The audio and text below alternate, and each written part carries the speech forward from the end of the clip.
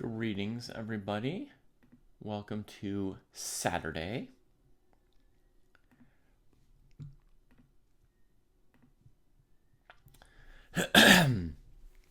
We've got some viewer tournaments coming up here in just a moment. Let me check how we're doing over here. Okay, so this was a game we reviewed yesterday from the classical tournament. This was our tournament. Here's a Saturday Rapid Arena for 1700 plus. Here in the group are the three Saturday tournaments under 1300, 13 to 1700, and 1700 plus. So like if I copy this link, come here. Morning, Mitch. Oh, Mitch, I'm logged out of Twitch and you're a moderator. Do you want to post the links to the tournaments for me as a whatchamacallit? As a pinned post? Because I can't do anything.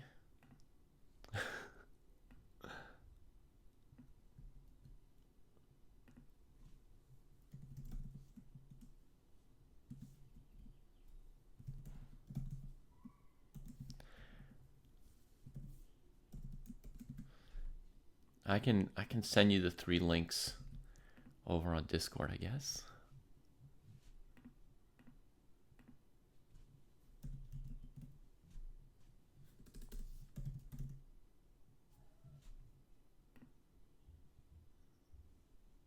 Wait, no, that's wrong.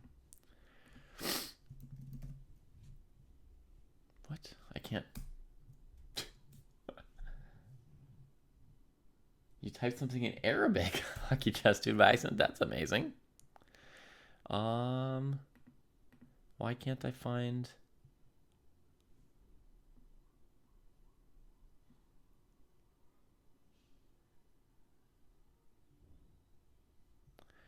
I can't even figure out how to send a message on Discord.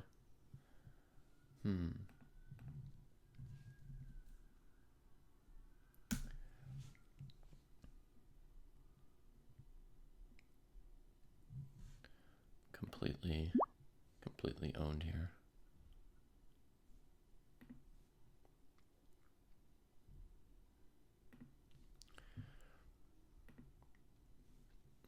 Good afternoon, folks.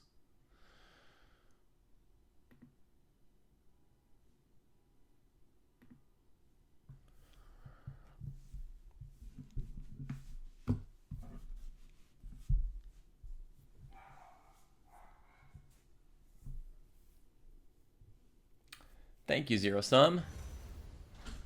Welcome to the dojo for the 35th time.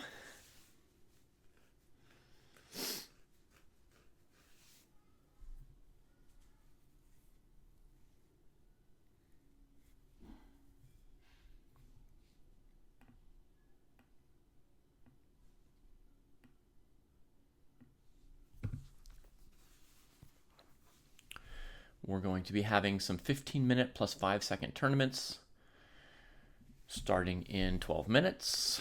We'll be watching them live. Folks are welcome to play in them.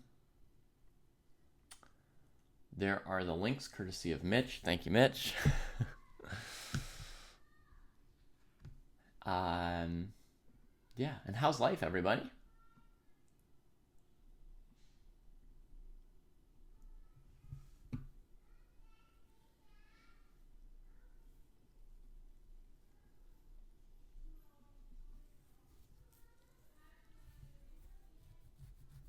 I did, Man Without a Dog. I went to UC Berkeley here in my hometown.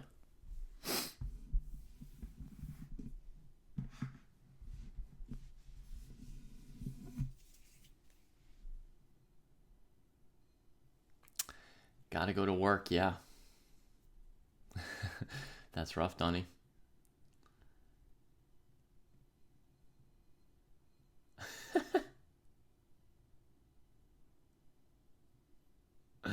Yeah, Hockey Chess Dude, that's a lot of juggling.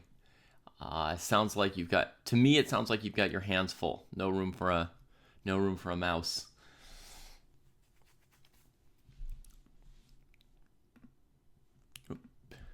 so here we are. Got this one.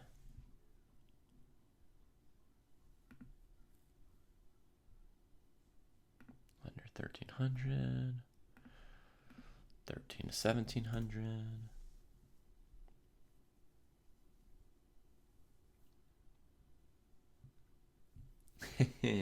We don't actually have any boxing classes, Donnie. Yeah, sorry about that.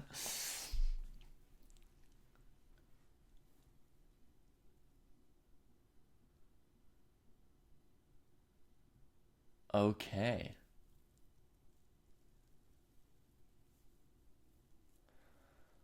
I know the area ahead of dog.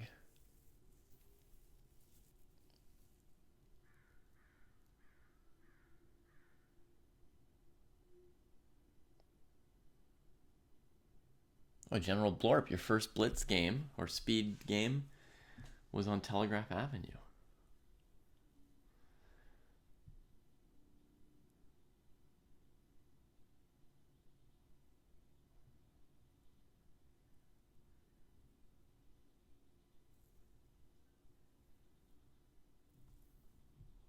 Interesting, Sean.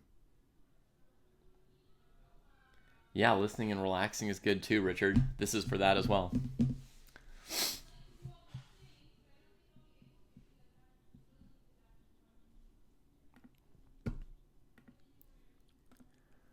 Yeah. Playing is for those who feel like playing. It's not an obligation for anybody, you know? It's just if you feel like it, you can play. The arenas obviously are set up so you can play one game or 6 or whatever, you know, depending on your taste and all that. So totally up to each individual person, whether or not they feel like playing today, and just watching and chilling is perfectly good. That's what I'm going to be doing. I'm going to be watching and chilling here.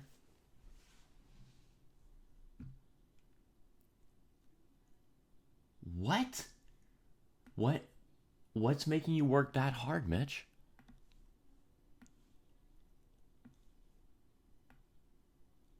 I mean, I generally only do jobs I enjoy, but 6 to 11 would be a lot. Even when I was a professional chess player, I don't think I quite studied that much.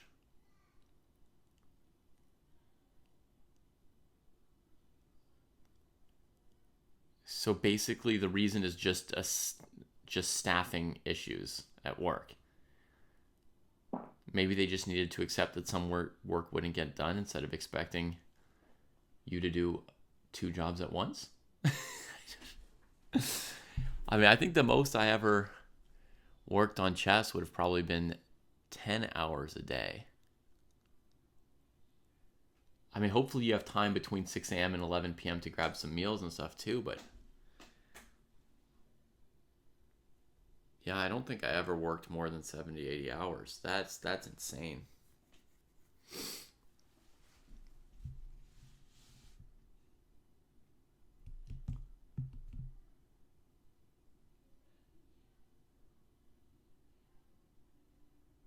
Uncle Charles.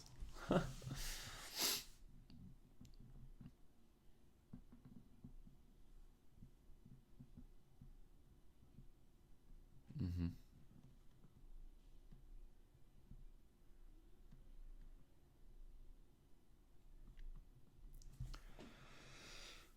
Well, yeah, recharge away, Mitch, as much as you can, as fast as you can. Sorry to hear about that situation.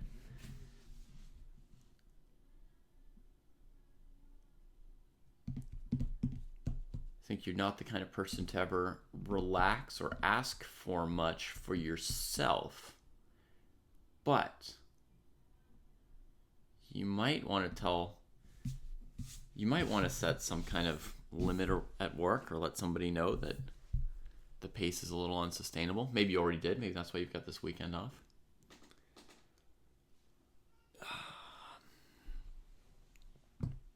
So tournaments start in 5 minutes, folks, and then we'll see the little pawns and hoppy things start bopping around the board. We'll talk about things like the central squares that Uncle Charles once taught General Blorp about. Hey, Thinker Teacher.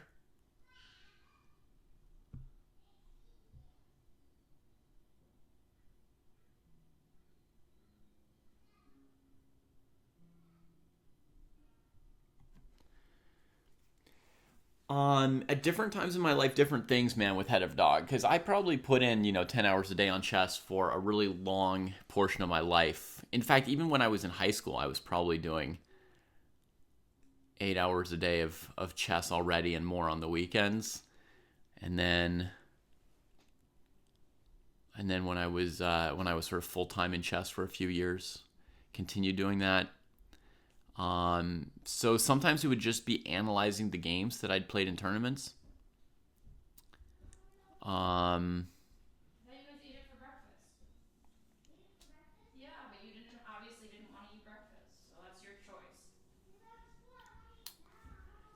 Why were you full when you already hadn't eaten? I'm not sure I can handle the situation today. Okay. I'm exhausted. I don't think you've walked the dog. No. I came in and was accosted by 3 kids needing 3 different things. It's not feeling very doable for me today.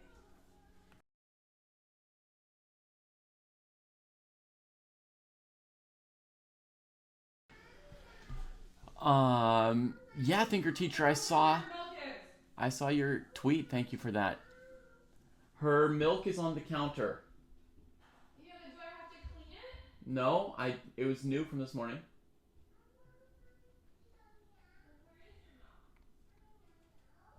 Where is your milk? 1 second. Did you find it? Yes. It's with her remaining pie. Leland didn't want to come have breakfast, so I opened it. I'll pick her back. Serve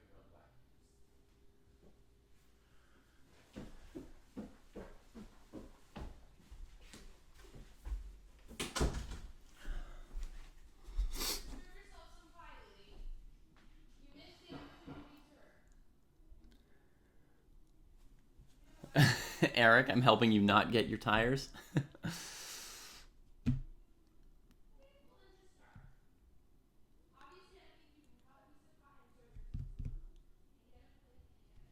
Nice. Well, I'm glad. I'm glad to hear that. So yes, Donnie, that's how I do it. I just remember like what squares pieces are on mostly, but also I remember like a story of the game, Like I remember that a knight came from G1 to F3 in the opening to attack the pawn on E5. Some people might think like, oh, I remember I played the Ruy Lopez, right? I might remember that, but I would also think of it in terms of the connections between the pieces, why they went to the squares they went to. So I'll remember the knight came to F3 to attack the pawn on E5, and then it was on a good square and it just sat there for a while. So that would be lodged away. Instead of just knight on F3, there's kind of like why it went there, what it was doing there. Helps me remember the piece of information, knight on F3. And then there's that for all the pieces, like the bishop went to B5, aiming at the knight on C6, and then after A6, B5, it retreated all the way to B3, so that tells me that black has pawns on A6 and B5. It tells me white's got a bishop on B3, etc.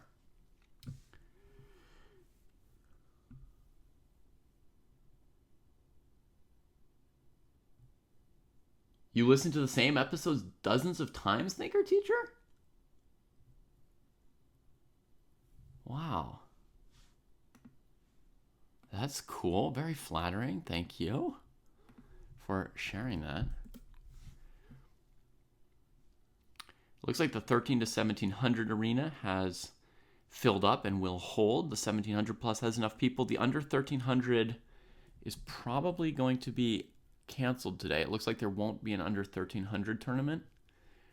There's 60 seconds left before the tournaments either start or get canceled. So if there's anyone out there under 1300 who wants to play today, you actually have to join in the next minute or it just or it won't happen. But 13 to 1700, you're good. 1700 plus, you're good. And people can always come late, join into those sections 2 hours from now they can come in and play a game.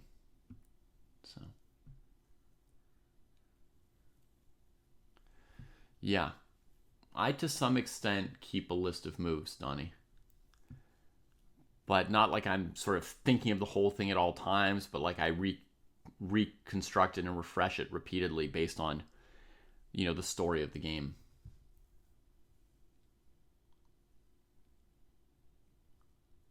Uh-huh.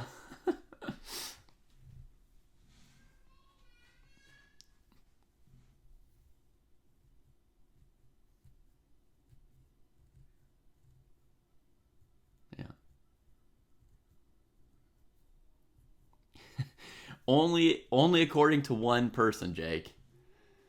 There's only one renegade out there who thinks that the chess games don't have stories.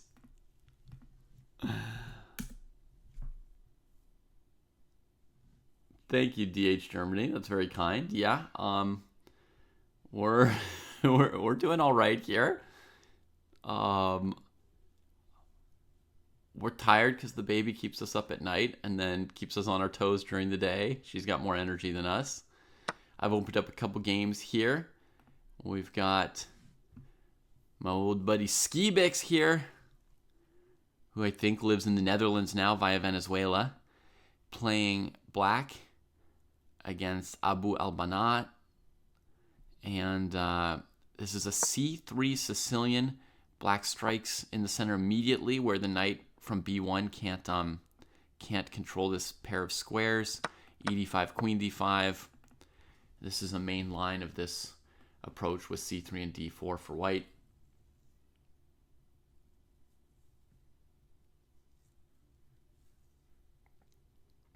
It would be a really nice thinker teacher if I could figure out how to convince Jesse of even one thing. I don't know if I've ever convinced him of a single thing in all the time we've been together, which is far more than Dojo Talks, I mean, like, we've lived together. We've probably spent, 10,000 hours talking together. You would think that I would be a master of getting through to him, right? Because I put in the 10,000 hours. I don't know if I've ever had him say, like, okay, I understand, I agree, or anything, like any word in that direction.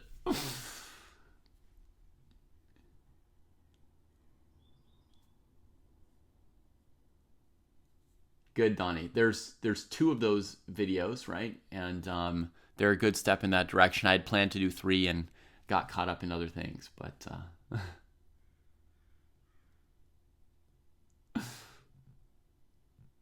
maybe 100,000 hours. Yeah.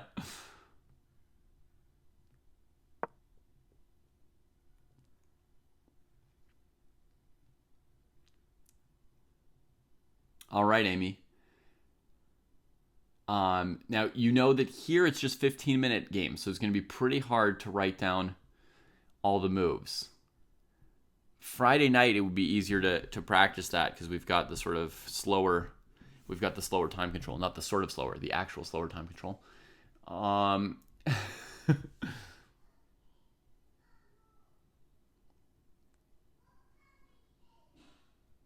You've got 3, Donnie? Me too. Exactly. I mean, only one's a baby right now, but I've got 10 and 7 and 2. So 2 kids and one who's really a toddler, but for the moment when she doesn't sleep at night, which she doesn't, at night she seems like a baby.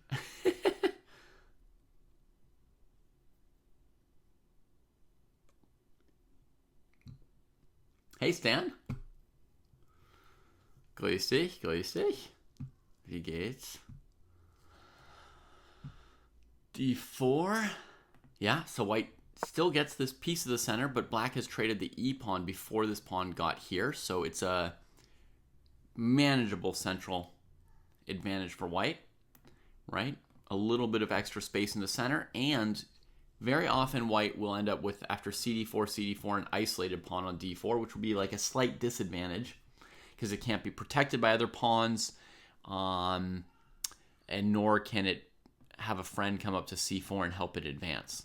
So this is going to be, generally thought of as a pretty balanced and reasonable opening from both players so far.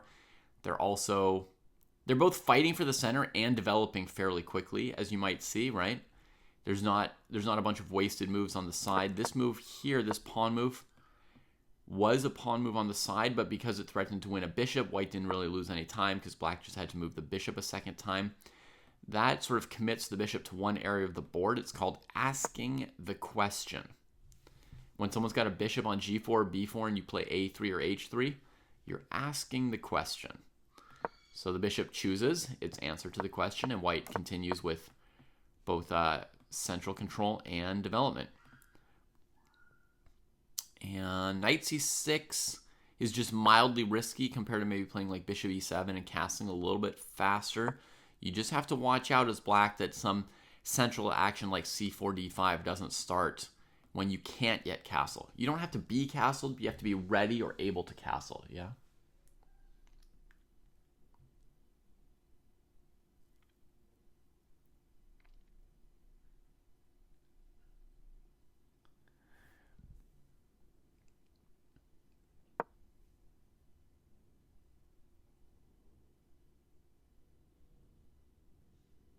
Oh my god, you've got 3 bonus kids, Donnie. I don't know if that's like a PC or an un-PC term, but it's kind of like you've got 3 extra kids, right? Like you're doubling to 6. Oh my lord. Your hands are more than full.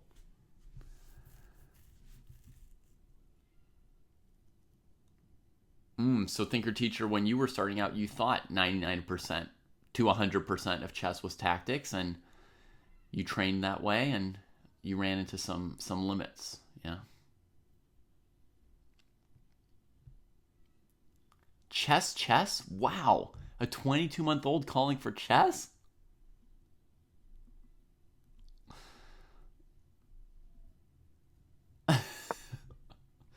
I think Rangod just calculated his age in months there. But it looks like a made-up number. Rangod, you're a mathematician. I expected that number would make more sense.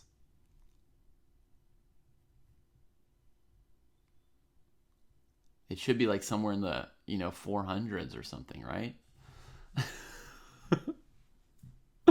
There we go, 450-month-old.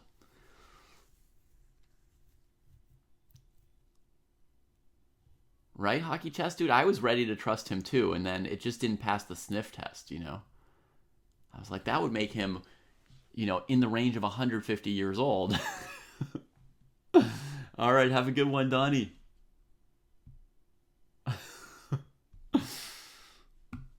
As if Donnie needs a job on top of 6 kids. Oh, man.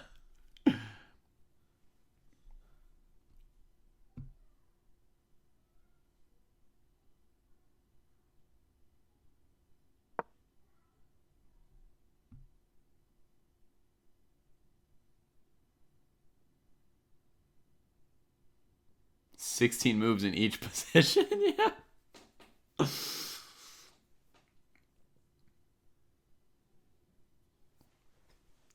Yeah, well, that was definitely a limited view of chess, and the kind of view that would really slow your progress until somebody tells you that it's not that it's not the one view. Okay, black's queen chooses to go out and fight. This is a very important point. Thank you, Stan, for bringing me back to the game. So white plays c4, and remember I said with black not having castled yet, they want to be sure that c4, d5, or taking on c5, that there's no action that they're not ready for. When c4 happens, there's often a choice between keeping your queen somewhere active on the 5th rank or dropping back. I was watching 2 2700s play yesterday, and a queen got attacked like this, and I think it was Vidit. He thought for 3 or 4 minutes before deciding between, in his case, maybe queen h5 or queen d7 or queen d8. So it's that's to say that there isn't one answer. It's not like you always drop back or you always stay active, right? It's an actual case-by-case decision-making process. And here it looks to me like the safest was to drop back because queen f5 implies that we're going to sack a piece against g4. And I don't think the rest of black's position is ready for a piece sack. But white goes bishop d3, not g4. And black's queen does have a way to get out of this attack. We'll see, because the time's running on Skibix. Yeah, Skibix planned for this. Plays bishop takes f3. But I think Skibix's plan to sack a piece here on g4 was quite optimistic. I would say that after g4.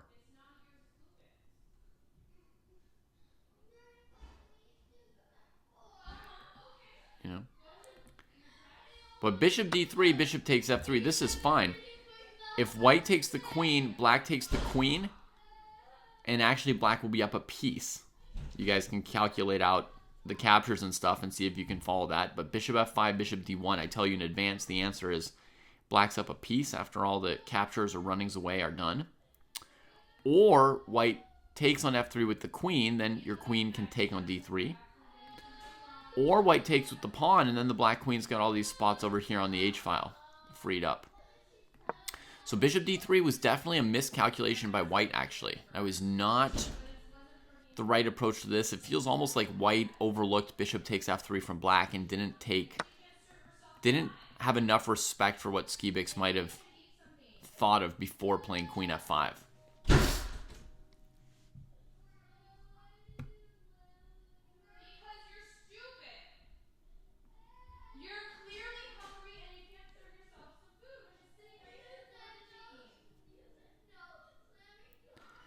Yeah, Thinker Teacher. I'm also shocked by the 2,500 number, and I question exactly what the methodology is. Right? It's really hard for me to imagine because humans with really great positional skills used to lose to computers based on 2 and 3 move tactics that they would miss, right? Now, there are humans who can see a lot of 2 and 3 move tactics, like even I maybe could see a fair number of 2 or 3 move tactics. So then I would wonder, this computer that's looking 0 ply deep or 1 ply deep, wouldn't it blunder some kind of tactic to me at some point? I find it a little hard to believe 2,500 with looking no moves ahead. It must, I don't know. I find even Kostya saying it, I wonder what the definition is, right? Like, to what extent is it not looking ahead?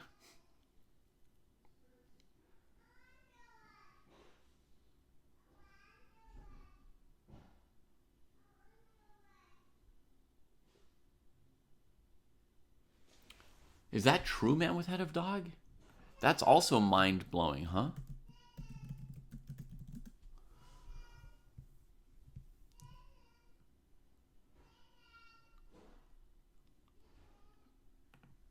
But maybe he's really old. Like, I've seen people who are old enough that,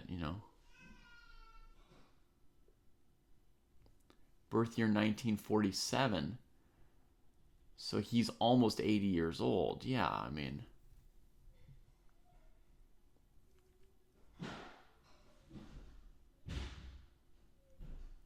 I think it's age, Rengai. It's possible. Like, eventually, we'll all be rated 300 on the last day of our lives, right?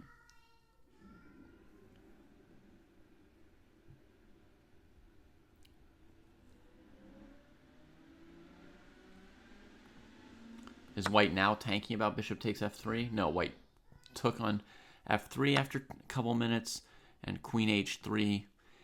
And, yeah, now black's got white's pawn structure wrecked without sacking a piece. In fact, black's up a pawn at the moment. So, very, very tough position for Abu to handle right now.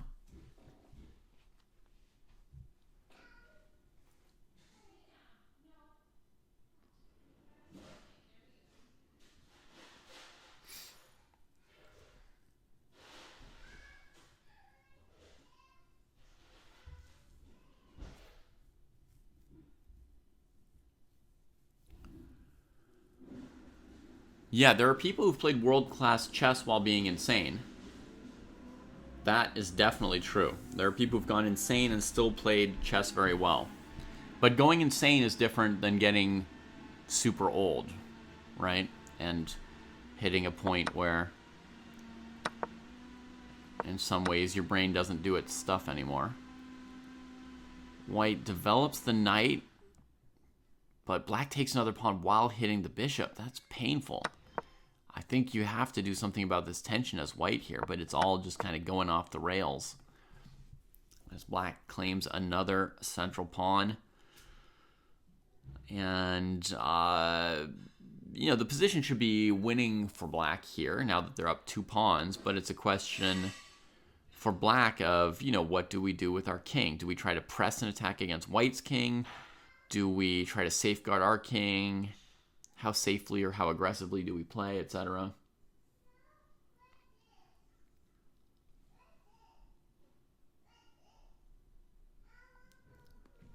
I got a bunch of these Averbach endgame books over here behind me. I may have the whole series pretty much. I've got queen and pawn endings, bishop versus knight endings, queen versus rook and minor piece endings, pawn endings, knight endings down here. But actually the rook ending book is Smyslov, not Averbach. So I don't seem to have an Averbach rook. I seem to be missing the rook endgame book from the Averbach series.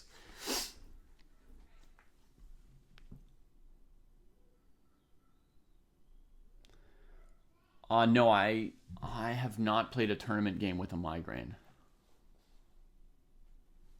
That is the claim, Hockey Chess Dude, exactly. Queen f5 against g4, I would have called it a bit dubious. I mean, it's not an outrageous choice. There are people who like to play those kind of aggressive positions with a piece for 2 pawn sack, right? I mean, the consequence here of g4, right? In this position, had white played g4, the consequence of this would be similar to that sack sometimes people set up on purpose with bishop f5, queen d7, and then they take on h3. You know what I mean? Sometimes people, when there's a pawn on h3, they set up queen and bishop on this diagonal somehow. And then they take on h3, get 2 pawns, and open up the king. So g4, I mean, I don't think it's like a blunder by black. I think he wanted to play this position with the white king open and the piece sack. But to me, it's slightly dubious here because white's got 3 minor pieces around the king side, and black, to me, doesn't really have any major threat. So I would expect king h1, knight h2, and white would be able to cover their king, I think.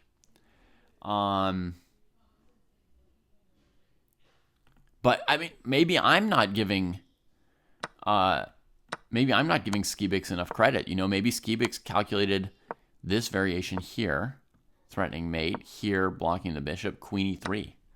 I mean, if Skibix looked 5 or 6 moves ahead, then I've just been heaping calumny on him by saying that this queen f5 looked dubious to me. It could have been like the most brilliant move of Skibix's life, and I just didn't trust him enough to go deep enough. I think General Blorp that those books are equally good to Dvoretsky, and this may seem a weird thing to say, but Dvoretsky is kind of like a shortcut compared to those books. Those books have more positions and more examples. They're at a similarly challenging level. Yes, Papa 8. Thank you.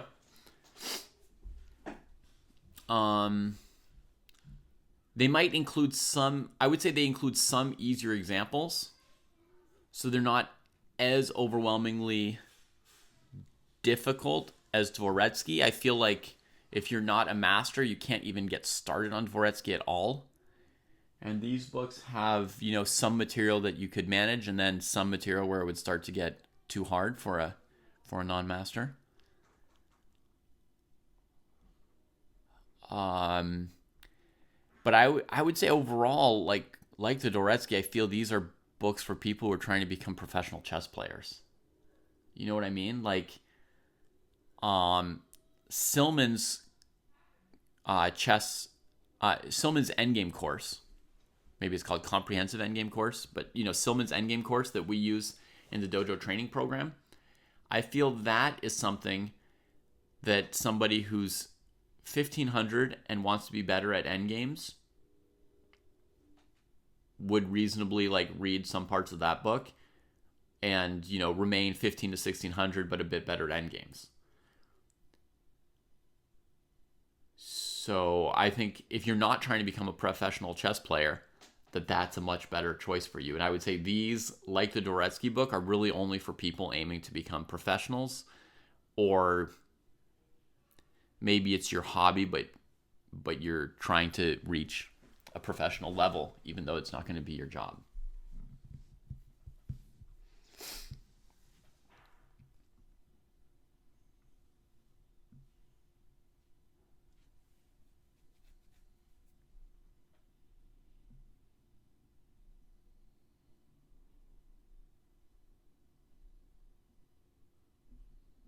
All right, so let's catch up with Skibix here.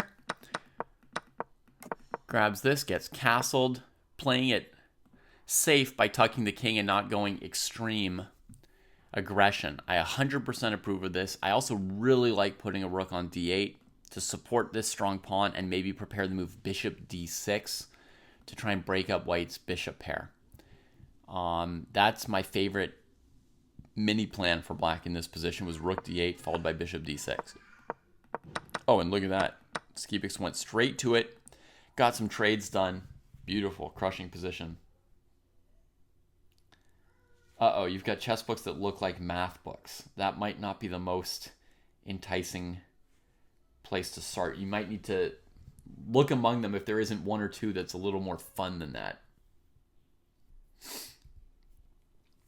One of my favorite books, Amy, and this is one that you can get for free online not because I'm advocating confused theft. Because some GMs say playing blitz is a good way to improve, but you guys say we've got to play longer games, not like this. I'll straighten you out in a moment, Gay Faraman, on that question. So Amy, this book is free because it's in the public domain, because it was written more than 100 years ago. It's called Modern Ideas in Chess by Richard Reti. And since I can't type in chat for you,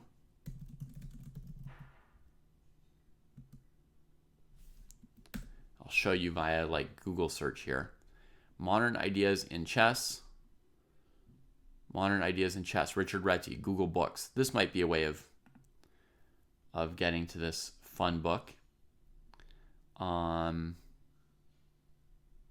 They're trying to sell you the ebook, but it's in the public domain. You should definitely be able to legally get this book for free. And that is a fun chess book. If nothing you have is fun. Yeah. There was Aman. Good catch. Good catch. You're not just rainbow glitter. You've got a mind to you as well. So, there's nothing contradictory or confusing, actually, about some GMs saying that you can get better at chess by playing blitz, and us saying that you can get better by playing long games. It is possible to get better playing blitz. It is also possible to get better playing longer games.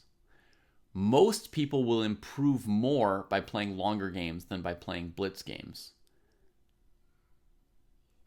Some people will improve a lot just by playing blitz games, but they're generally people with a very particular aptitude for chess. Okay.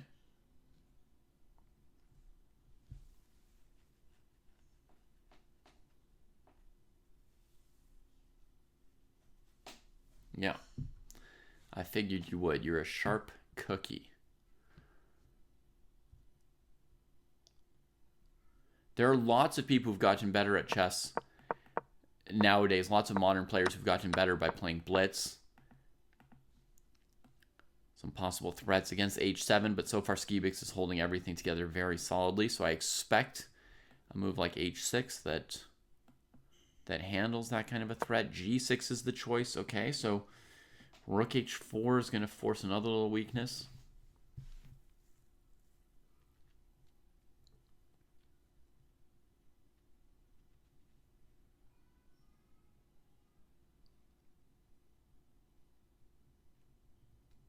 Slow chess 1900. That's nice.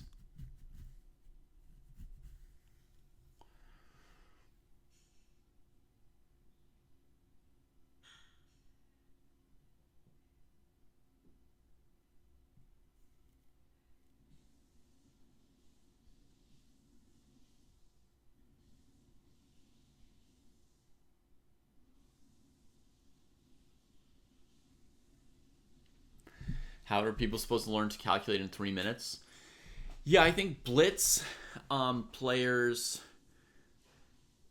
often play largely on instinct and tons of really short calculations really quickly. I don't think many blitz players are working on their deep calculation, yeah. So white's getting a little dangerous counterplay here. Skibix has to be very careful with 3 minutes on the clock and some real threats coming up on the black king here.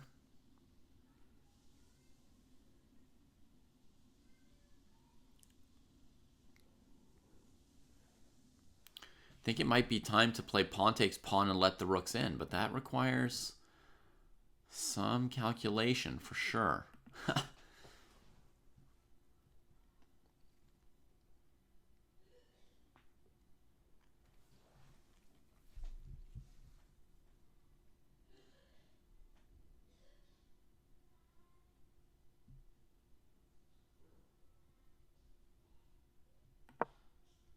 King g7.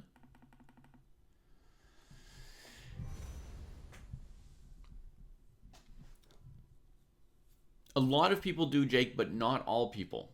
There are people who can just play blitz and blitz and blitz without really making any more progress. Most people will hit some kind of a limit or plateau to how far they can get off of blitz games.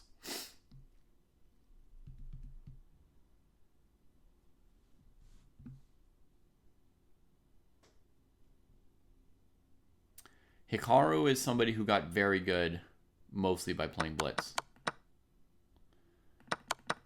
Oh, black bails out with queen e3. That makes sense. But now material's equal, so the dreams of winning the game are gone. This tells us that Skibix did not handle white's threat to h7 correctly, right? Between g6 and h5, just got opened up here. But I didn't see anything specific for white here myself. You know, you can throw some checks. The king comes here, and it looks to me like black is still 2 pawns up and winning the game, if you want to take it that way. I think black could have at that point. That was the defense I spotted.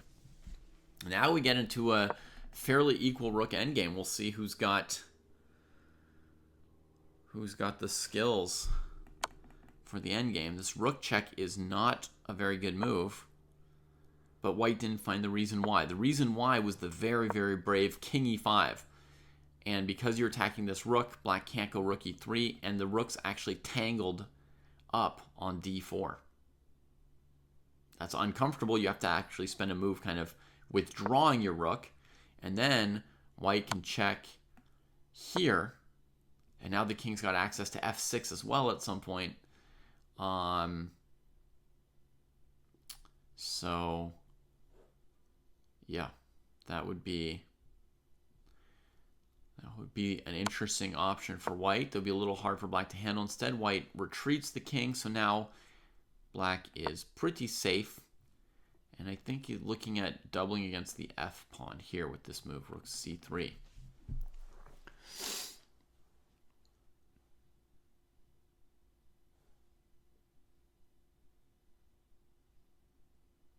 One of Kaisa's chosen people, yep.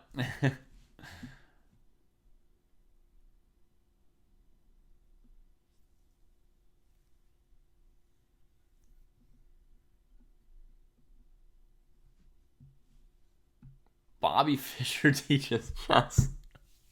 Oh my God, Jake.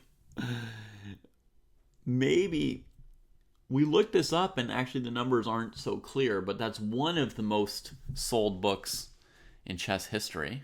One of the best sellers of all of chess history. Oh, right here, Skibix misses a small chance with connecting the rooks. Trading, checking, and capturing the pawn is a basic rook endgame tactic to win a pawn, right? You're just setting up a double attack. And that would give black some chances. As it is, the endgame remains level. Black tries to centralize the king. White rightly denies it. This was an important move by white. If black gets to play king e5, black will get the advantage. King f4 keeps it closer to equal. King e4, kicking that rook away. Great play. Yeah, both players doing fine here. By the way, as black, I would tend to go forward rather than retreat in the rook endgame. You rather stay behind your opponent's king and pawns and harass them from the greatest distance possible. White's preparing a passed pawn here with this majority. You wish Fischer wrote a political manifesto? Alyechin did? Really? I should read Alyechin's manifesto.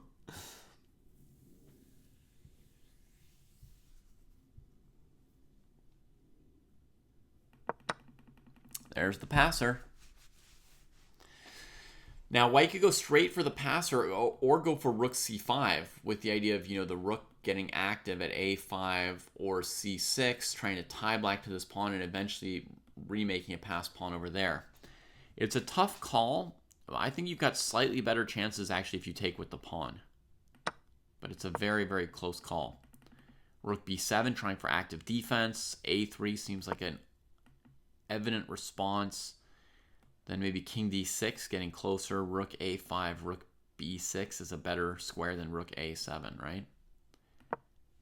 f6, so the pawn's just trying to keep the white king at bay. But does that allow white to play rook c6? I think so.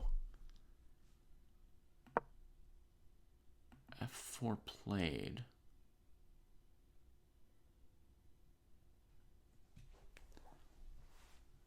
That must be one of Alyechin's wives, right? He had more than a few, right?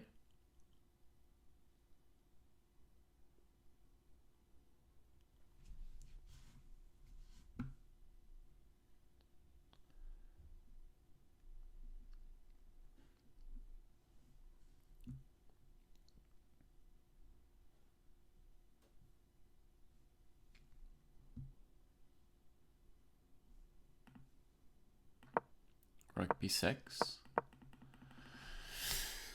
Position's holding about stable. A minute and 20 is sort of just enough here for Skibix, I would say, to not make any mistakes. Chooses to offer the king and pawn endgame. King and pawn ending is drawn, so Skibix was perfectly within his rights to offer this rook trade.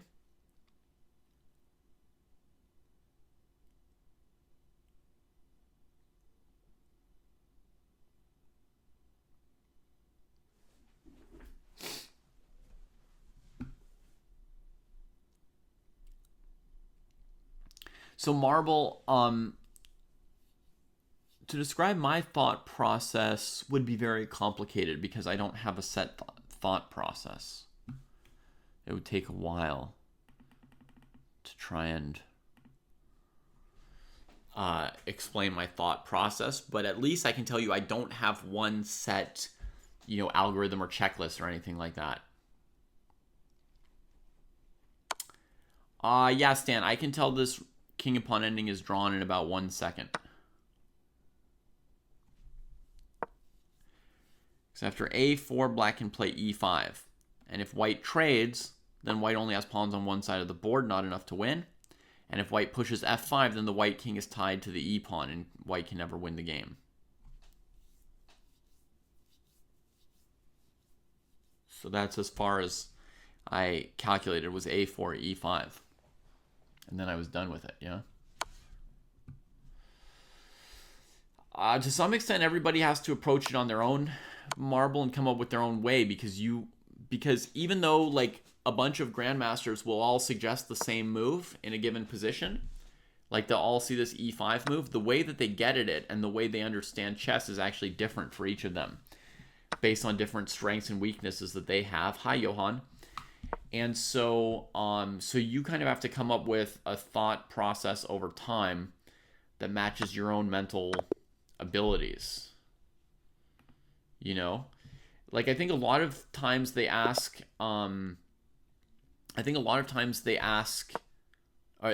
teachers suggest to beginners, shall we say, they'll suggest to them, oh, look for hanging pieces, look for all captures and checks, stuff like that.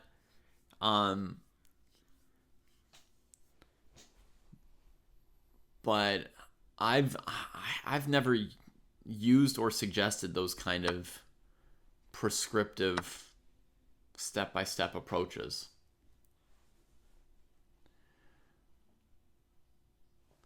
And some people will start out by calculating some variations and then drawing conclusions from their calculations. Other people will start out with some intuition, then throw in some calculations based on what their intuitions are pointing them towards.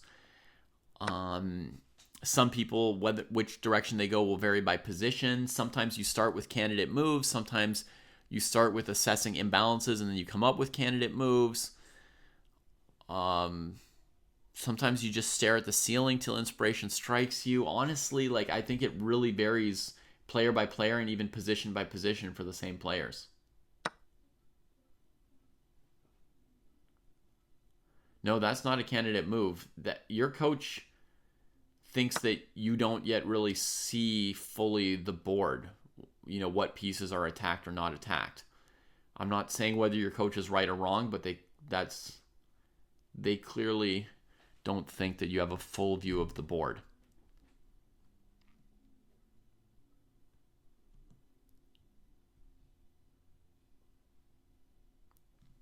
So in this game here, Kieternach has just won a pawn on d4 with a series of trades, right? White played d4, and the pawn looks very precarious on d4. 1, 2, 3 attackers. 1, 2, 3 defenders. There's a fourth attacker. It looks like the pawn should be dead. Black makes it even deader by first trading on c2 to draw the queen away from d4. So this d4 move by white was just a pawn losing move, basically. I don't know if white knew they were sacking a pawn. I think they probably did. They may have despaired of their situation here or something to play this pawn sack. Maybe they decided this whole rook a3 thing wasn't working, although that was only one move ago. They put the rook on a3.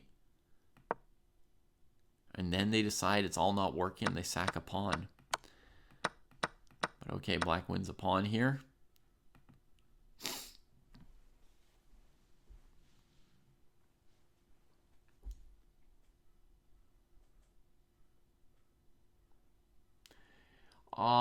The Friday Night Fights arenas are still open. So if somebody wants to play classical chess, you can still find them here under current events. And you can ask somebody if they want to play see Friday Night Fights. You can ask somebody if they want to play classical chess with you. It's available. You can open up the tournament, see if anybody's in there waiting for a game. Yeah, it's a 24-hour arena. I think for now, Trashy, people mostly play at the start of the arena, the first few hours when I'm there doing commentary. But it's intended to be open all day long for anybody, so you can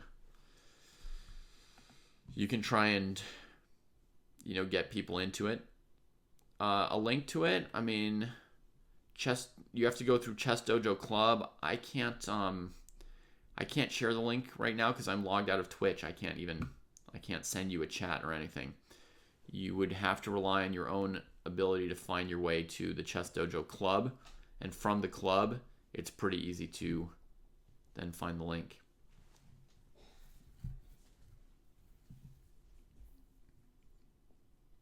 You can play classical chess online with long time controls like in a real chess tournament, Amy, for sure.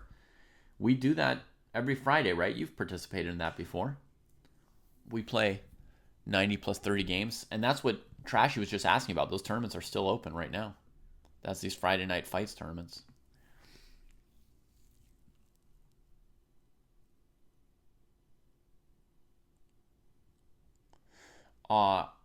Also, Amy, we've got a couple other tournaments. I won't be able to show you. I won't be able to share the links, so you guys would have to go find your way to Chess Dojo yourselves. But if I go to the Chess Dojo website, there is a tab up at the top here after training plan and scoreboard called Tournaments. And if you click on Tournaments, there's Dojo Liga, Open Classical, Round Robin. Open Classical and Round Robin are both classical tournaments that we run. This is the Dojo Open Classical. It's a 6-week tournament that starts every 2 months. So it starts the first week of January, March, May, July, etc. And then there are the round robins. These, you set which level you're at, right? The wait list has 7 of 10 players. As soon as there's 10 players, the tournament will start. You can see that there are already 2 tournaments ongoing right now in these in this one cohort, just the 13 to 1400 cohort. And in a couple days, 2 or 3 more people will join, and a third one will kick off. And then we can go to another cohort like 16 to 1700. There's 4 to 10 players on their wait list, and they've got 1 tournament going on right now. It's already started. So that's another place to play really serious games. Online, just like an OTB tournament as far as, or pretty similar to OTB tournaments as far as intensity. Yeah.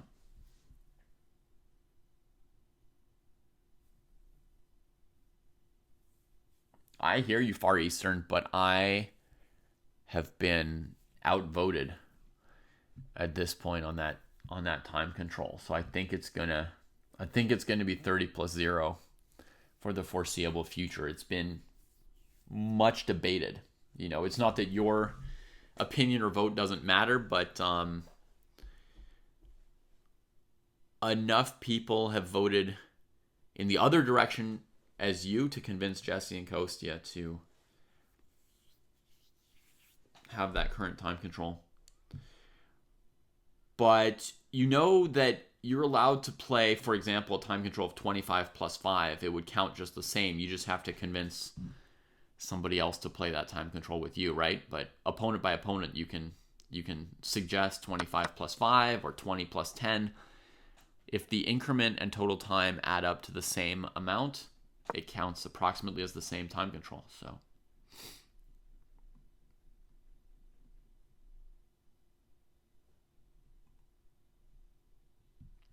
Skibix saying that Rapid is too hard. We saw your game, Skibix, so you can check back in on it later. Hallo,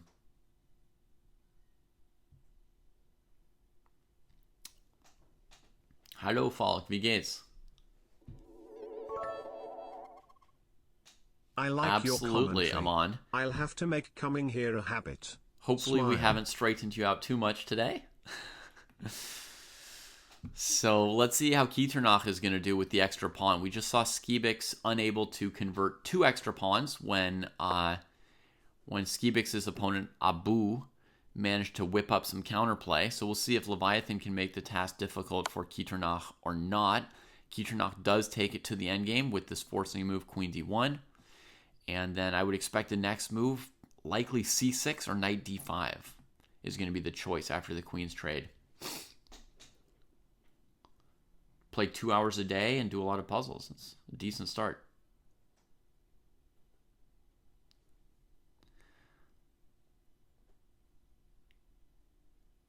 Right, and as Jake says, 30 is sort of a minimum. You can also ask any of your opponents if they want to play 30 plus 10, right? Or 45 plus 15.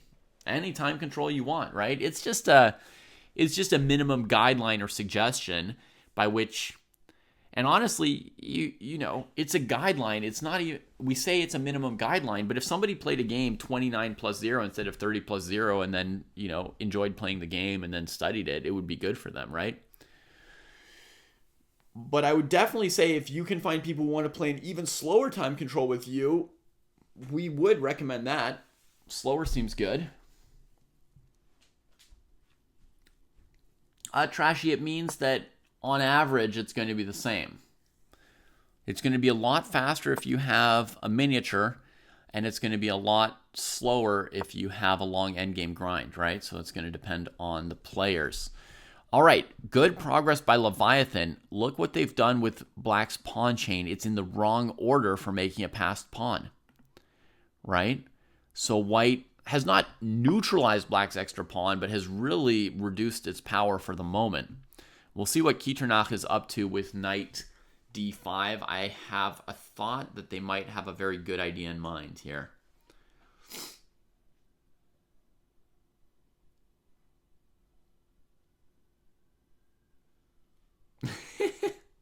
I'll mention it sometime as a little jibe, Hockey Chess Dude, for sure.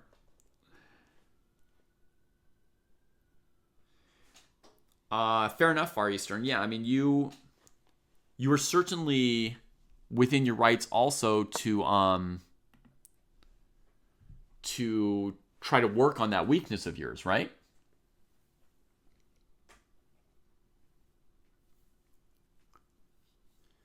So Trashy, I mean, you can calculate, that if you played a 60-move game, that would get you 90 minutes of increment. So you'd have to play a game longer than 60 moves to get more than 90 minutes compared to starting a game with 90 minutes plus a 1 second increment. So it would only take forever if you had a super long endgame grind, right?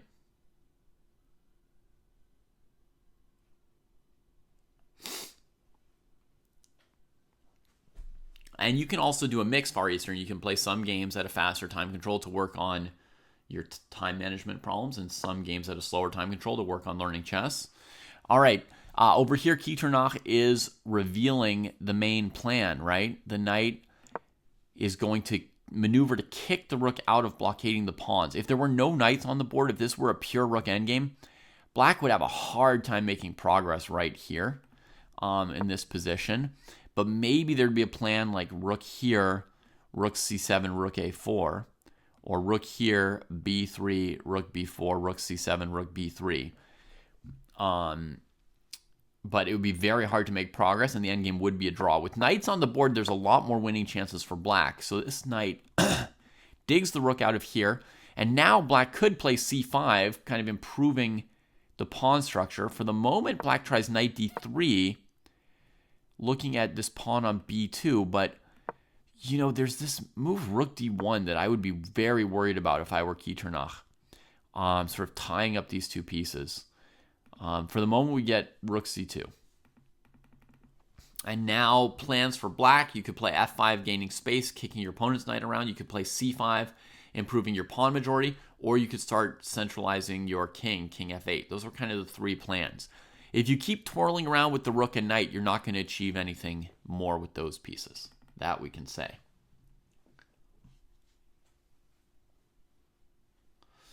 I hope so, Skibix. I hope so. And hi, Melora, and hi, Druve. Greetings to you. It's just a question of us managing our time, And I feel like, unfortunately, we've put more and more time into perfecting and iterating the training program, and then building training tools to go with it. And so we've got less time for all the fun shows that we used to do on Twitch and streaming and so forth. But I think part of it is just like a little bit of a need to make a living for, Jesse, Kostya, and other people in the dojo, right? Like, our streaming earns like 10 cents an hour. Although today, Amon's super fan may have pushed us to 50 cents an hour or 30 cents an hour. I don't know. But, normally our streaming earns us like 10 cents an hour. And the training program probably earns us like $5, $3 to $5 an hour for the work we put into it. So I think that has partly pushed Jesse and Kostya to work more on that. Okay, watch out. Knight d5 could come here and be the end of the pawn majority as we know it. Yeah, some mini endgame senseis would be easier to organize because I could just stand in as the sensei and y'all could be the endgame students. We could definitely set some of that up. In fact, let's set that up right now. Who here would like to be a participant in a student version of Endgame Sensei? Maybe Jesse and Kostya won't let us call it Endgame Sensei, but we can still do it.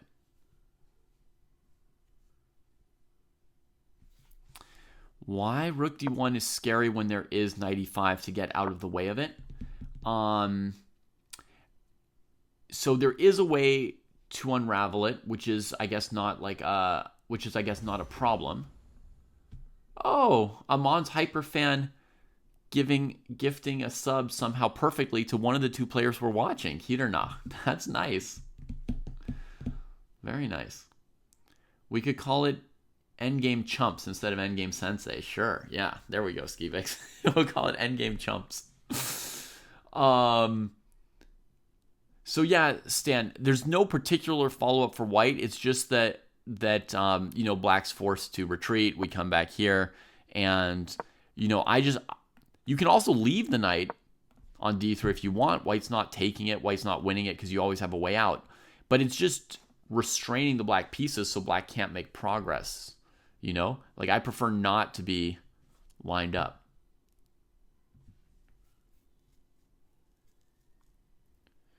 Oh, were those the group classes I did, Far Eastern, where I took a group of 4 people in the same rating band and did classes with them for like a 6-week session? And then took a new group. There was a group that was like Falk, Dritman, Seth, and Nordovik, right? That was one group.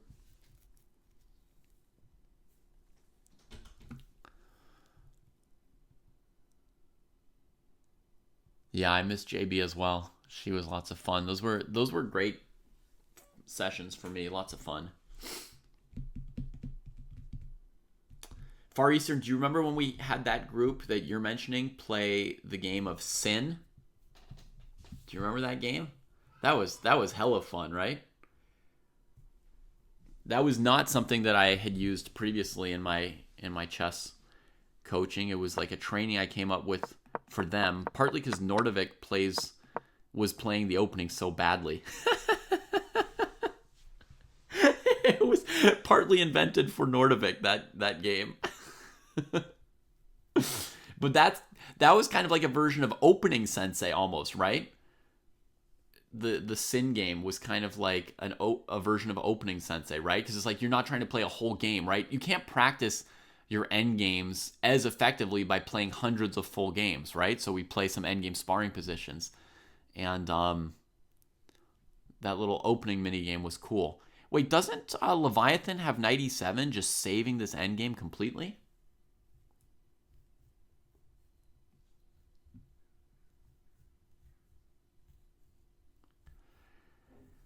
I think the best time to do it, folks, would be, for me, a weekday. For those of you like Stan and Falk who are in Germany, like an evening. Something like 7 or 8 p.m. German time, Central European time.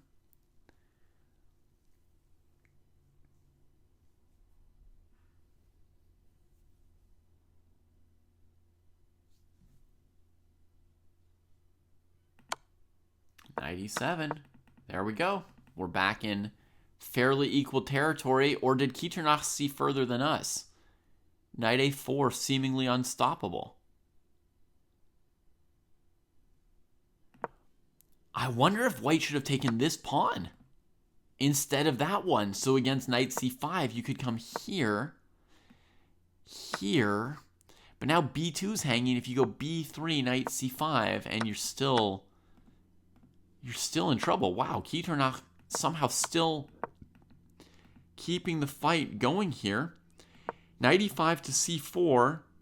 Knight takes is going to defend this, but then b3. Oh, man. Knight endings have very, very tricky calculations, folks. I probably don't need to particularly convince you of that since we're witnessing it right in front of us. I guess with knight c5, knight b6, knight b3, black keeps the extra pawn. Oh, wow. The endgame minigame doesn't really have a name, Ekta, other than we just call it endgame sparring. And so that would be like...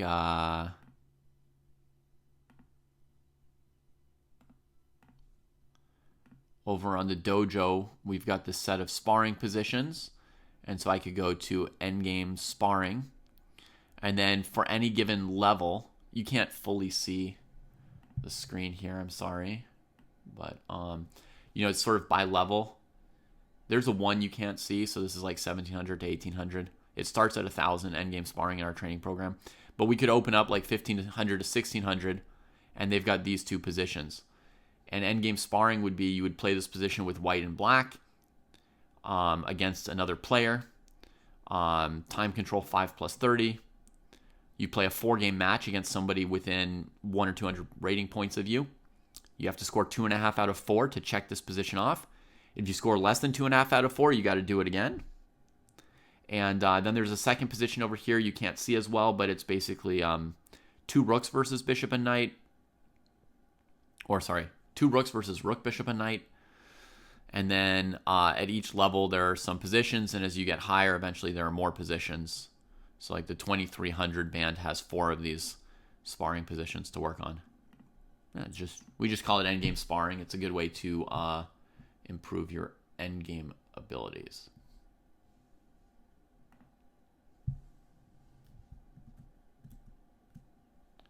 All my windows just got minimized? No. Where did my DuckDuckGo go? Okay, here we go. Ash asking how to study rook versus queen endgame. Exactly like that, Ash. You spar it. Kostya and I sparred it. You can find a video of us sparring it online, probably. Knight c5. Man, Kiternach, I'm so impressed. This was such a hard endgame to keep under control, and he's managed to convert it to a knight ending with an extra outside passer.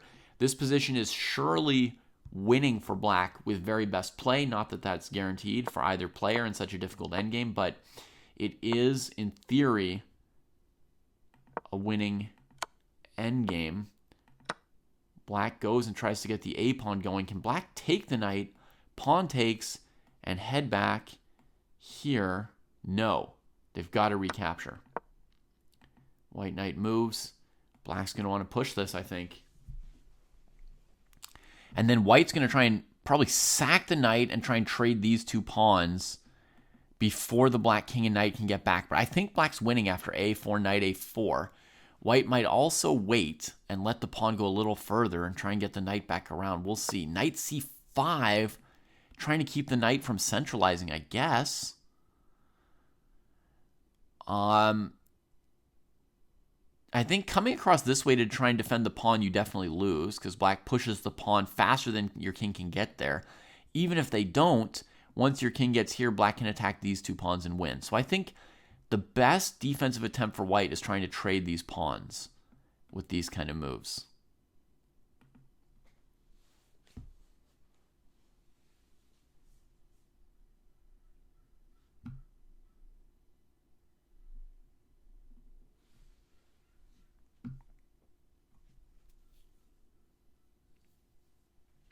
Leviathan taking his time here on the defense. While they're thinking, I'm going to go back for a moment to the rook trade and just see how it happened. So they were playing along, things were normal, and Kiternach went for the rook trade.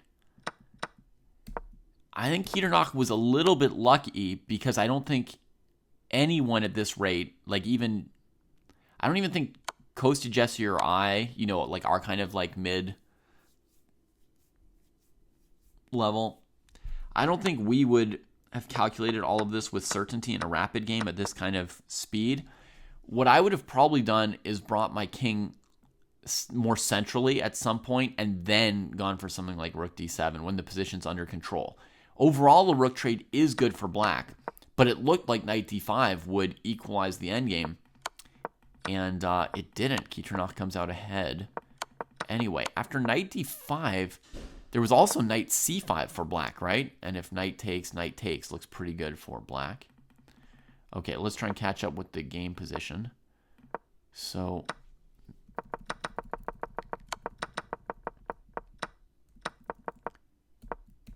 king here, h4, takes. King takes knight. That's going to be winning. This knight can get back to f8 in time. You can also go knight e4 check, knight f6.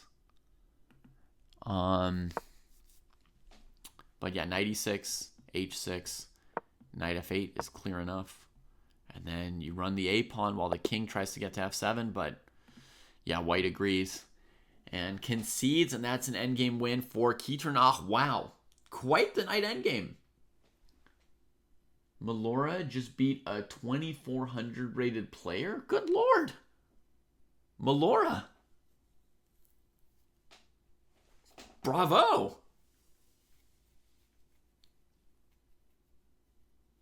Yeah, GG to Kiternach and Leviathan.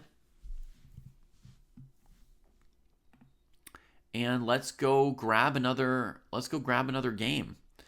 We're going to go to the 1700 plus arena now. And see what kind of action is brewing over there.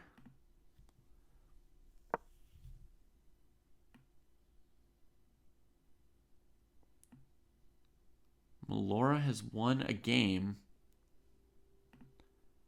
This is incredible, folks. Melora has won a game against Blunderfest. Oh, they didn't play the game. Blunderfest got disconnected or something. I don't know if that counts, Melora. What does it say, this red little thing? Game abandoned, yeah. But hopefully Melora's next game will be great. So we're going to have a look. And Melora, if you're listening, please don't listen so I can look at your game. All right, Melora versus V. Laurent. Rui. Okay, Rui Lopez. The bishop tries to put pressure against d4 and e5. Black grabs some queenside space / makes some queenside weaknesses to push the bishop back. Still finds a square to be pretty useful. This is a very, very standard position up to here. Millions of master games reached this position here. c3 looking to build the center with d4. Castles. h3.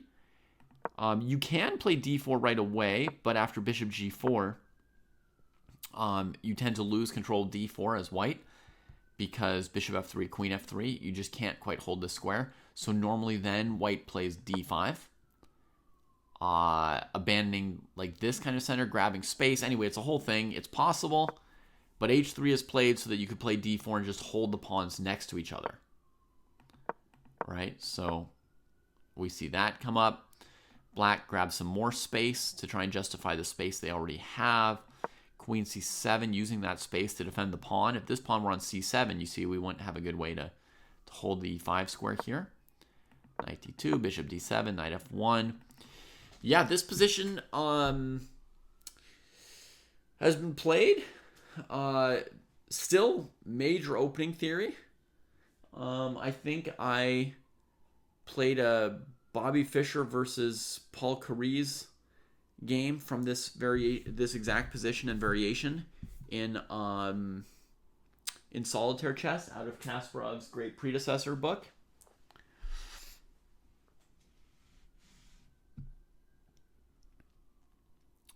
Knight c4 played.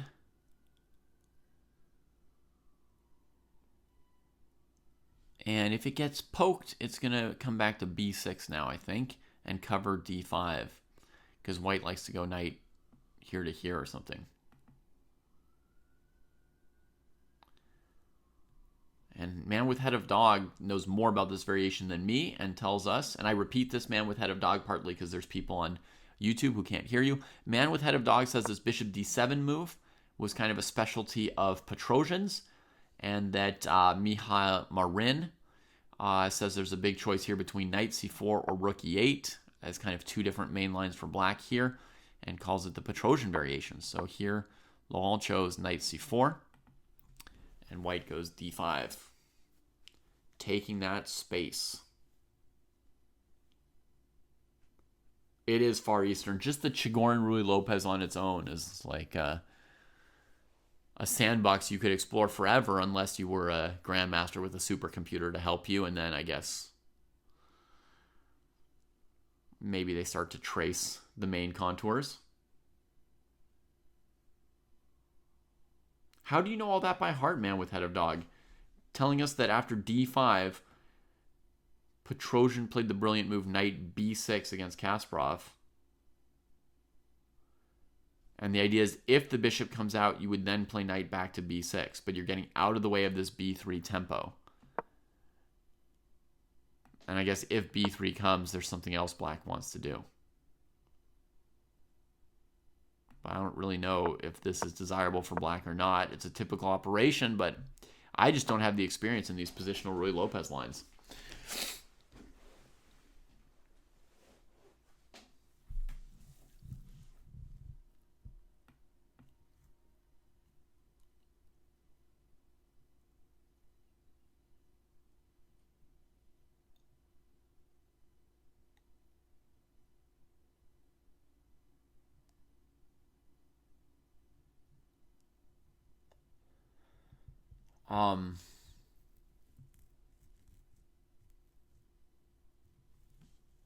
Okay, head of dog says that a5 is good for black if white can't hit it back with a4, which with the knight and bishop, white can't. In a lot of positions, though, with this d5 pawn, it's good for white to play c3, b4, and b5, c4 because it locks the queen side, and then later you can play on the king side, which is white's main area of attack. Like all these positions with d5, white grabs this big space center, or grabs this space center in the center. And what's the plan? The number one plan is to attack on the king side. And you can do it with g4, knight g3, king over, rook g1, and expanding there with knight f5 or g5. Or you can do it with pure knight maneuvers to f5, like knight g3, knight h4, knight f5, just hopping the knights, and then sacking a piece on g6 or h6, depending how black sets up their pawn structure. Or you can play f4. Those are kind of the three plans: piece maneuvers, g4, or f4. Sometimes you do all three of them. Those are the main plans for white, and those say that in general, white would be happy to lock the queen side and just be able to play over on the king side. But if black gets the initiative with a5 here on the queen side, they're still doing stuff. So generally, white wants to be able to also play a4 and have black either stuck defending the b5 pawn or even play a5 to fully lock the queen side. So here with a5, it's an exception, I guess, to c3, b4 being good for white. Thank you for that deep insight, head of dog.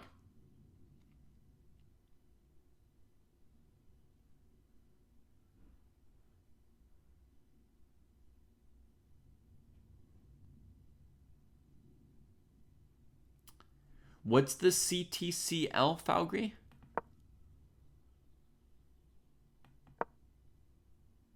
G6. B3. Knight B6. Knight G3. Walking right into where the pawn is dominating it anyway, but just saying, we're massing on this side of the board, something will work out.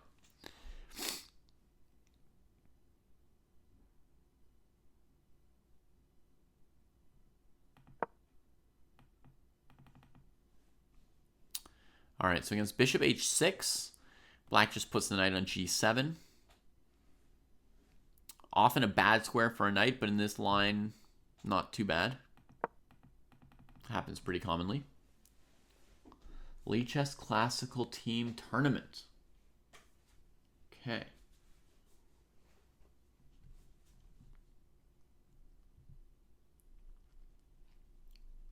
Well, I think it's okay to lose matches. Nobody in the dojo expects you to just win all your games.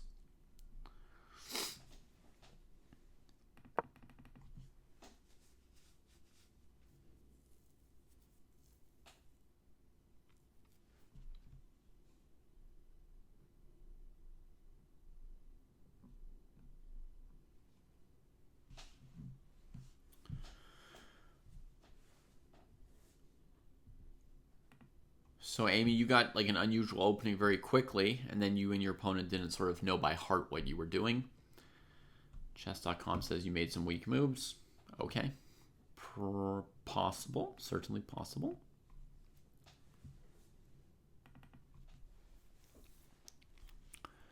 Okay, so with knight g7, black's poised to play f6 when white plays f4 and try and hold the kingside more closed.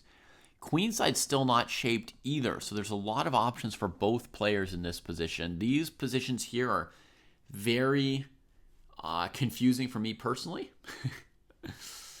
I do not have any skill or confidence playing these lines here as white or black.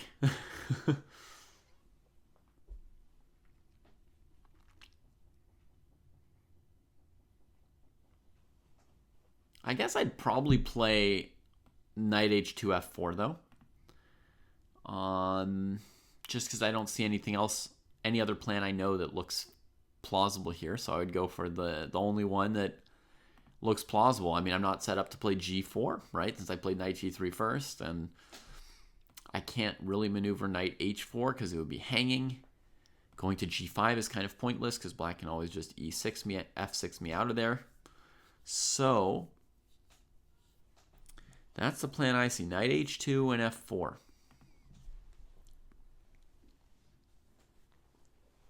And yeah, it's as simple as that, folks. You know, when you see a structure, you know, sometimes that's as deep as a master is thinking. They say, here are the 1, 2, 3, or 4 plans I know of in this position.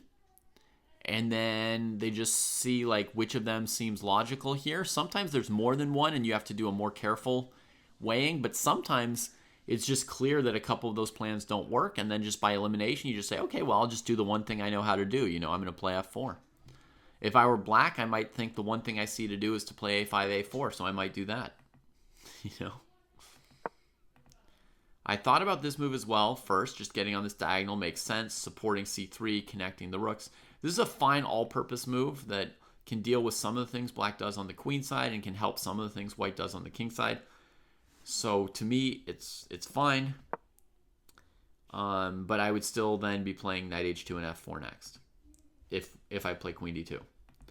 f4 is normal in Ruy Lopez? Somewhat. In these positions, it is Ekti.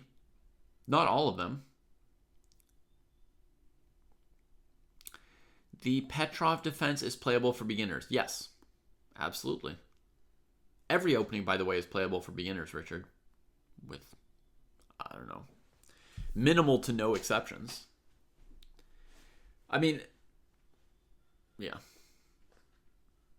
I tend to view it as like this, Richard, that you can learn something from playing almost any opening, but that you shouldn't get stuck in a rut of only playing one opening forever. You need to expand your understanding of chess by playing different openings over time.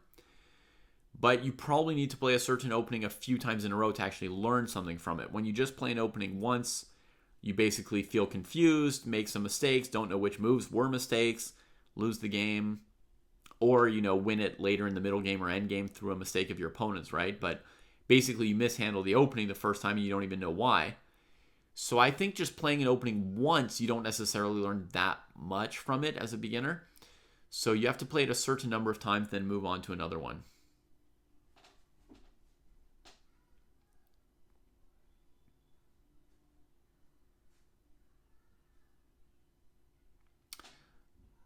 There is a certain fun to specializing in one opening. There's another fun to playing all different openings. And there's another fun to finding the right balance between mastery and breadth of knowledge. that can lead one to eventually becoming, you know, a chess player like Fallujah or Gukesh or something like that, right? So there's all kinds of different ways to have fun in chess.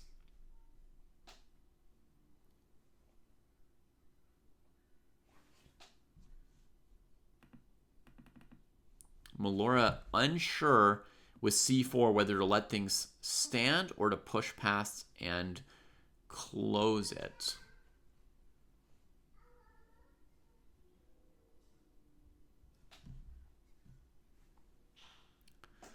I would be inclined to let it stand for one move, let black play a rook to c8, and once they're threatening, pawn takes c3, queen takes c3, then play b4. But if I played something like knight h2 here, black might be able to take once and then attack, and it might be too late for me to deal with that pawn, huh? Yeah. Okay, Melora probably got it right. Good thing that they thought about it for a bit. Plays b4. Keeping that c-file closed. Quick a5 from Laurent, just like Man with Head of Dog taught us much earlier, that this would be a key move for black if white uses this structure. White's going to hold. Trades. Black's going to want to trade, I think, one rook and then bring the second rook, offering another trade. There is an option to also play rook a7, looking to take over the file versus trading.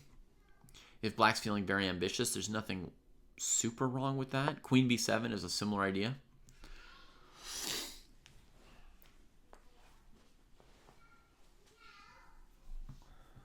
It's exactly like that, Ekti, actually.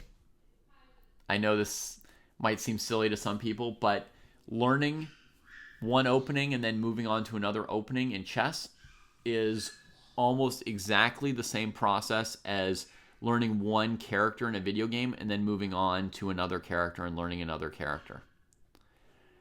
And just like in video games, you could either have fun really specializing in one character, or you could have fun playing a variety of characters, or you could do a balance of that where you try to serially master, 3, 4, 5 characters instead of just one. That's just what I was referring to in chess, that there's different ways to approach how many openings you want to play or no.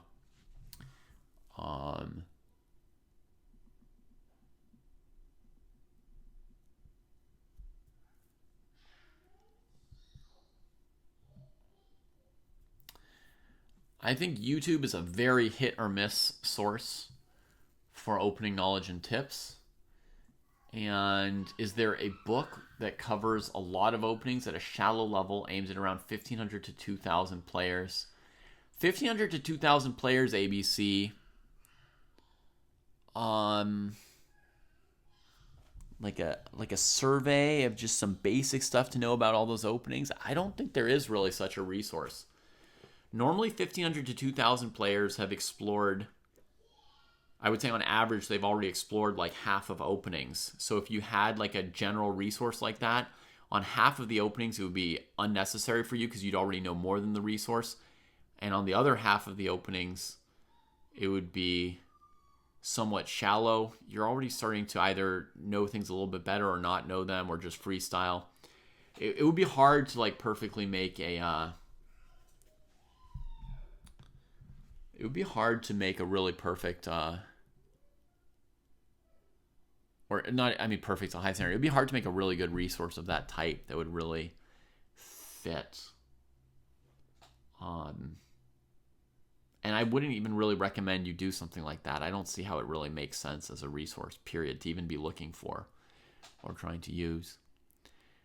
I think you should just play your openings up to a certain standard and then move on to another set and repeat them for a few months until you get them to a good level. Use your general opening skills to get you through, and then pick up specific patterns and ideas as you go.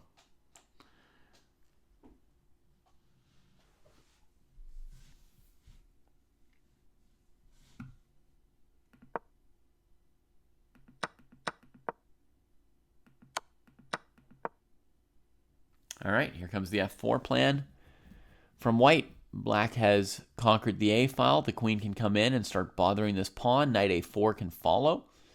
making a passed pawn, but you definitely want the queen in before you make the passed pawn. Like if you do this, it's easier to blockade the pawn with the queen here, actually.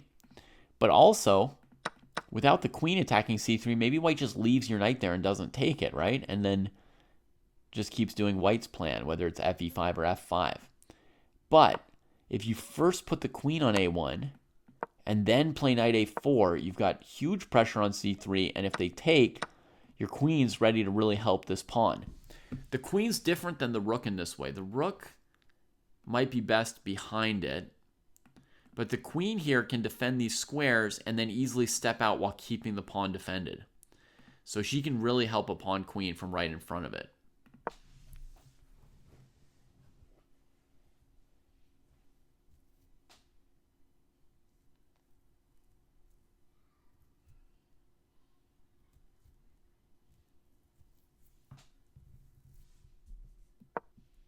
Okay, black thinking here.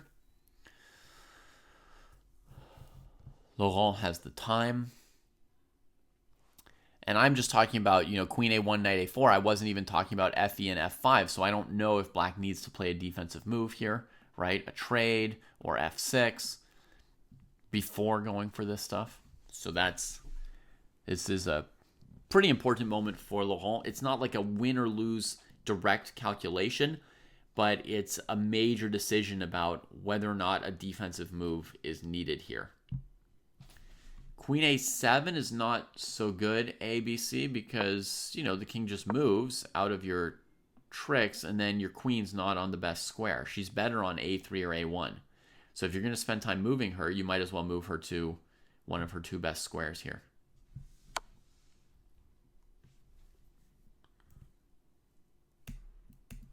And queen a1 is the choice after 3 minutes. I had a strong instinct for this move here. And now after king h2, black will still be able to then play knight a4 or f6 or bishop g5. So I was pretty sure this would be the first move, but I hadn't yet figured out if black needs to do anything over here. Now starting to calculate ef4, queen f4, assuming king h2, right? ef4, queen f4, if you take on b2, there's queen f7, which is not good. So black just plays a creeping move, allowing white to trade or push. I think white more wants to trade than to push. So I expect fe5 coming as I start to get a little deeper into this position.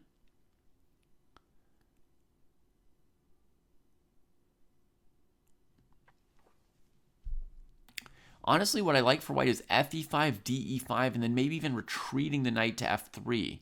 Attacking the e-pawn, but also just getting our queen defended so the bishop can move. And freeing up this piece. There are also some more concrete possibilities for white where you push immediately. Oh wait, queen f2. Hang on. Queen f2 hitting here and here. That forces bishop g5, then probably knight a4.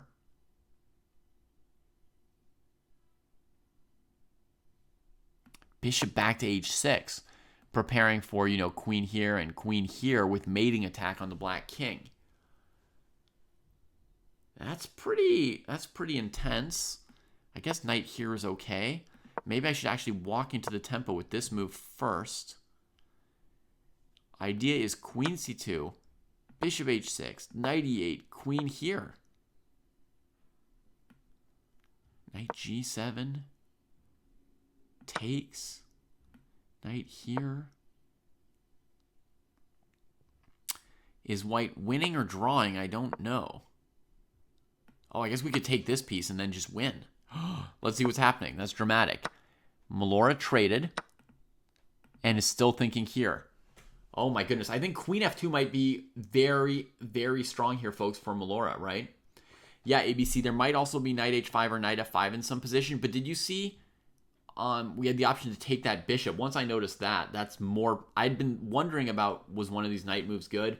Once I realized that we could capture the bishop, that's taking a free piece, clearing the way for the d-pawn. That's going to break black's defenses. So queen f2 looks pretty much winning to me. I mean, I assume you can't allow queen f7, so you got to make the trade. And then those dark squares are so weak. Queen f2, Melora finds it. Hell of a move. 3 minutes left. See if they can guide the position. It's still very tricky. They've got half as much time as Laurent, and they're starting to just commit to sacking this kind of stuff, right? Oh, maybe there's another move for black I didn't consider that might be quite interesting. Okay, I didn't even consider f6. That's really atrocious of me. But simple bishop e8, actually. Idea queen b6, bishop here. d6. Still very good for white after d6, right? This pawn's very, very menacing here. I don't know if it's like cold winning, but it's good for white.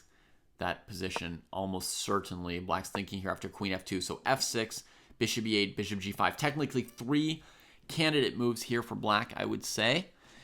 F6 like appealed to me the least.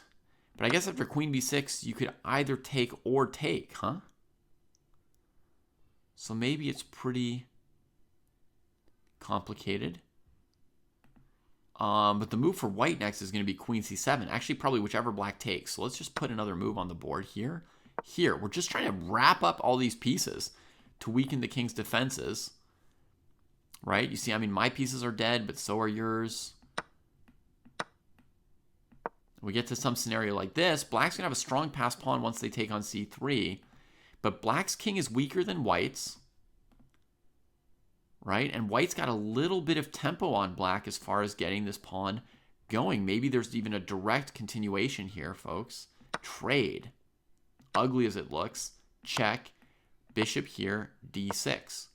And that's it. You know, the queen's just covering these squares. And that position is winning. There's just no move for black that's going to resist this. There's no perpetual shots. There's just nothing. So let's see the choice after queen f2. It was bishop g5. Bishop g5, knight a4. This is the first line that we looked at, folks, right? And Melora's moved quickly. Here I said queen f6, and Melora plays queen f6. The threat is bishop h6 after queen c2.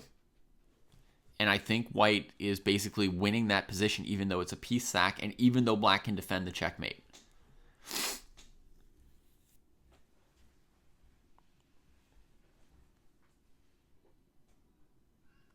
I am maybe going to take back the queen takes e5 move. I'm going to refine my variation from before. My previous variation went on like queen c2, bishop h6, knight here, queen here threatening mate, knight here, queen here threatening mate, winning the pawn with tempo, right here threatening mate, and then I took this piece and said it's all over, right? Because first of all, there's back rank mates against this king forever, and second of all, there's the d pawn. There's no way black can defend the king and the d pawn, but if you guys look closely, you'll see that there's a defense right here for black. Queen c3, covering the dark squares and bringing the queen back to the king side. And now white's basically losing immediately. So forget about this e-pawn. It's not an important part of what we're trying to do as white. Just take. Leave that pawn here. That keeps the black queen from getting back to the king. So now this knight's too far away to help the king or the d-pawn. Queen's too far away, right? Play a centralizing move. Check. Here, mate. Play some kind of move to make space for the king instead of queen d3, like f6. Mate. Oh my god, it's basically just forced back rank mate. I wanted to play a defense to the checkmate to show you the d-pawn is fast, but no such move. Queen f6, Laurel thinking quite a while, just made a move. Queen c2 just played. And now it's bishop h6. Knight h5 will lose immediately to knight takes knight, so I think bishop h6, the only move will be knight e8. And I think Laurent's calculated enough of this that even with 2 minutes on the clock, they see the path to basically winning this game.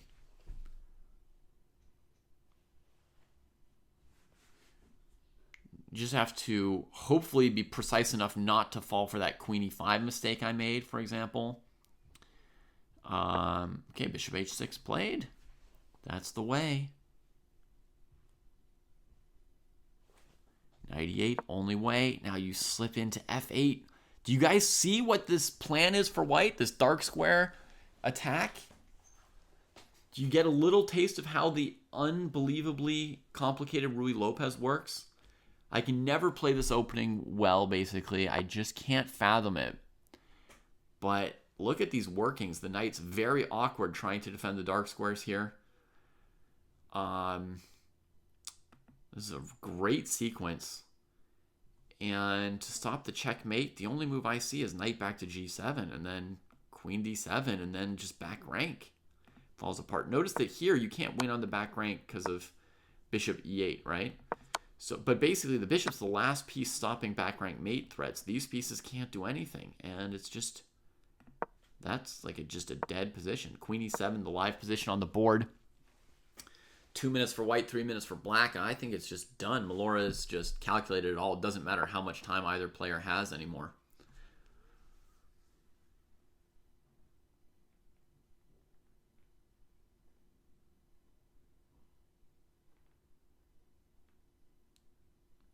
It's also murky when the players are maneuvering, right? And then you get to the tactical phase, it's hard to understand how the positional phase set up for it. But, yeah, in this case, it was this move of Melora's knight g5, which I basically didn't even consider. Knight g5, I had hardly considered this move. I had sort of thought knight h2, right? And this move here, it looks like it doesn't really hit at anything that matters, but once black went for the a file, then suddenly it's this incidental threat on f7 that breaks black. And also partly the fact that it's a double attack. And this forces either f6, weakening the king, or bishop takes g5. I think bishop g5 straight up loses by force, and the other moves was not 100% as clear, but they looked very good for white as well. You could remember, if you like, I had this variation with f6 that we didn't get to the end of that went like this. You could start to feel that white was breaking through, right? This was just one example, but this one was completely winning. Could you try f5? No, f5 you're going to die because you're opening up these pieces here and weakening your king more. I mean, I suppose you could try anything, but yeah, this move shouldn't help black. I would assume it doesn't defend. I guess it's technically another candidate, yeah. So here's the end of the game. Queen e7. We saw this position. Knight g7 after reflection. Queen takes d7. And Melora spent half their time just double-checking things. Takes here, not on e5. And black resigns. You just can't stop the back rank mates. Amazing. Amazing. A real magnificent textbook Ruy Lopez game, you know? This is like the kind of game that you would put as a model game to just play through and understand the feeling for how the Ruy Lopez goes. I mean, it could be a classical game. It could be a textbook game. It could be a master game. And Laurent, the loser of the game, acknowledging it, saying, good game, well done, nice game in the chat. Super sportsmanship from Laurent there. Appreciating that this was just a fantastic one from Melora here. And I suppose this means that Laurent kind of overplayed this queen b7 finesse around the file, giving white time to play f4. And instead, you know, an option could have been to just play like this. Oh, sorry, queen here, white needs to prepare f4. My apologies, folks. Let me pay the tempo tax right here. And then we're going to come into a3 or a2. Right? Or maybe I would play f6 for black here to make it harder for white to play f4, right? Slow white down and move before they play it. I think white might try bishop takes knight e6 here, because if they slow down with knight f3, black's really coming in pretty quickly, and white's not doing much here. They really need time for f4. But I feel general confidence in how this line's going for black. So bishop takes here. Here might be the idea. And then queen h6 is coming, right? If you retreat. So you might need to make the trade. and get this situation. And my instinct now is to try and bring our queen to e6 versus continue using this here. So maybe something like queen c7 or b7, right? And then I want to find time to play queen c8 and clean up this pawn before anything bad happens and hold the rest of my position together. And I do have rook a3 or rook a2 to sort of harass the white pieces while they try to help this. My instinct is this position is okay for black. But if white has something, it's going to be something tactical that I'm missing here, some way to get some juice going. This looks like the best continuation for black that I see. Again, not an expert on these openings. Melora says they think this was the highest rated win they have. I would also guess, Melora, this might be your best played 15-minute game ever, regardless of the level or the rating of the opponent or whatever, right? This seemed like a really rich, fantastically played Ruy Lopez by both players. Like, I would stick it straight in a model games playlist of, Ruy Lopez games for someone trying to learn the Chigorin/Petrosian variation of the Chigorin variation.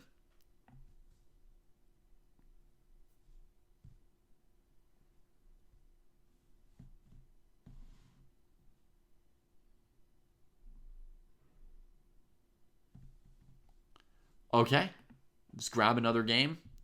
I feel like that was an overwhelming level of play, so maybe I'm going to drop down to 1700 for my next game just to vary it up a little bit. Make it a little less hard on myself to understand the game that's being played, maybe. Getting sent straight to another Skibix game. 2 rooks, 2 knights, 2 rooks, 2 bishops. 1, 2, 3, 4. Looks like the knights have 1 extra pawn and the bishops have being the bishops.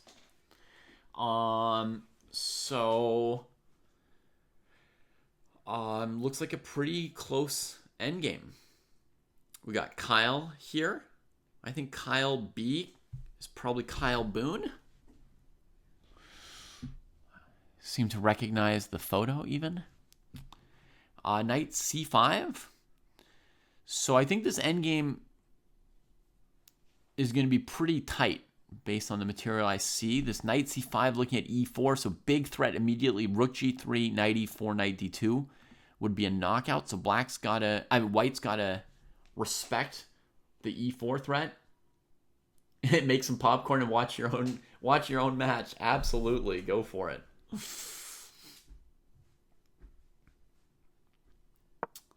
Rook E1 defending the pawn makes sense. White's got pressure against D6. This knight's not very good yet. It's hard to get a clear read on who's better and by how much.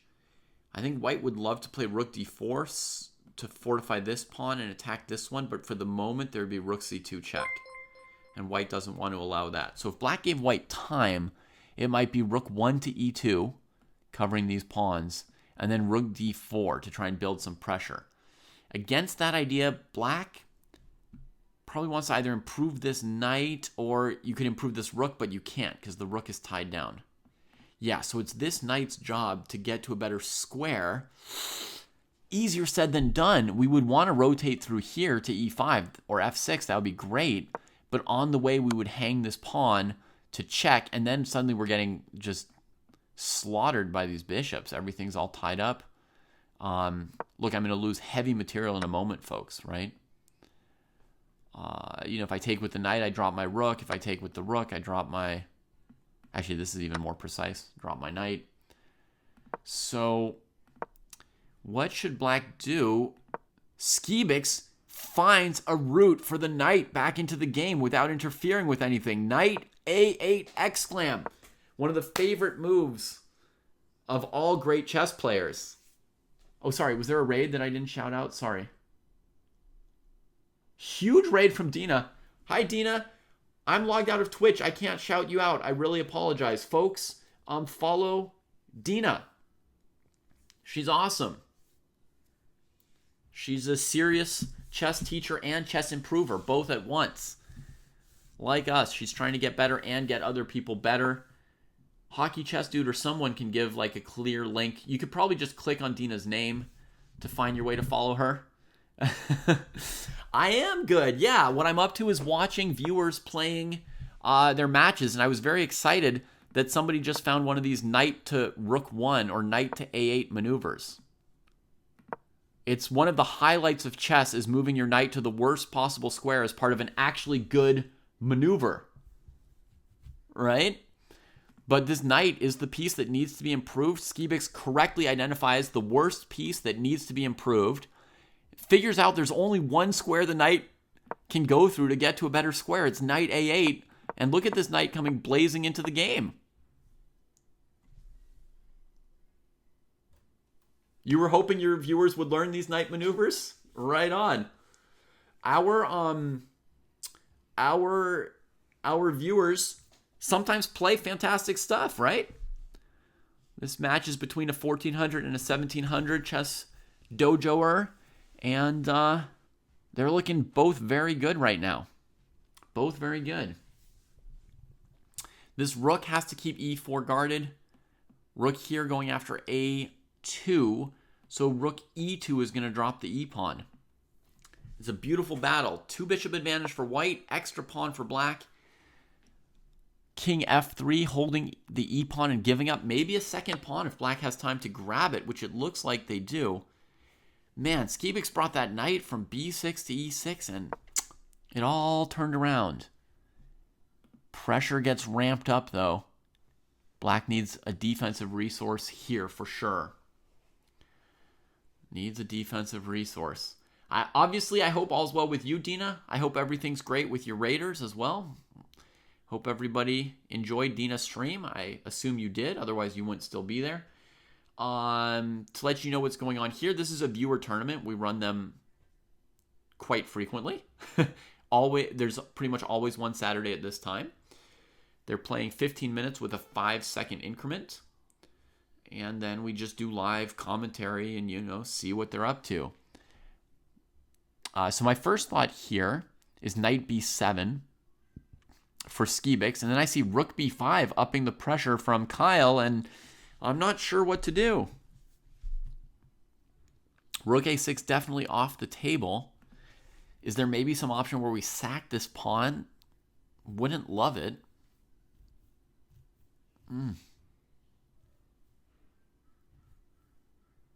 And there's no knight e4 because the king came up and defended the pawn. That's what freed the rook.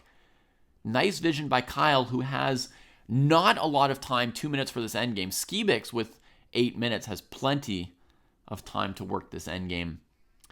But good find by Kyle. King f3 followed by rook e1 here. That was a great choice because rook c2 could feel like a disaster for white. But yeah, giving the a-pawn, getting the king up, and cranking up the pressure one notch here.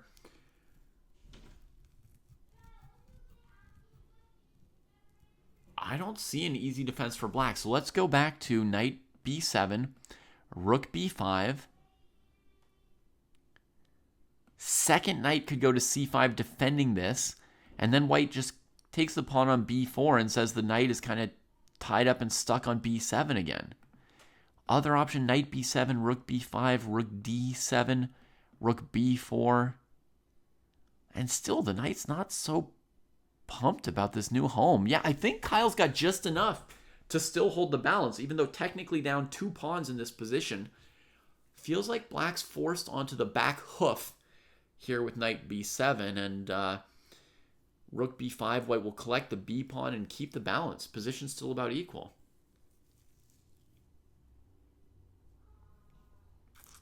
Still within range of the equal. Oh, Merles finds an idea, maybe knight a5 after the rook comes off of the d6 square. Knight a5 to simplify off white's bishop pair. Yeah, if that works, you might get a small edge for black, but maybe white would try bishop d5 then, Merles. Trying to leave you with, we're going to put this on the board, folks, to show you what Merles is talking about.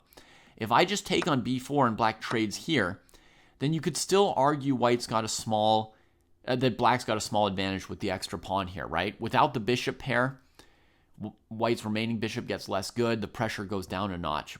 But perhaps It would be more precise for white after knight a5 to play bishop d5, leaving the not-so-good knight on a5. And we can fight back like this, of course. Rook b4 and still trade the piece. But this knight will be less well placed here. And whether white takes with pawn or with rook, either way, I think white probably has enough to hold a balance against this poor knight, right? We can go after b3, but I'm planning to defend it. That's partly why I took with my pawn and left the rook to do this job. And if we can't get the knight off of a5, then I don't see why we would win just because we've got an extra pawn.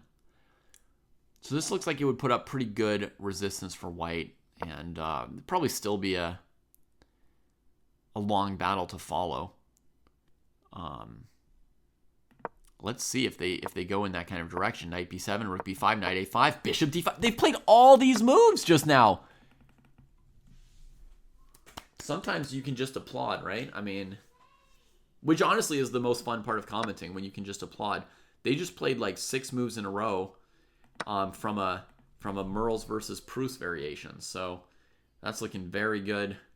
Kyle and Skibix, bravo to you.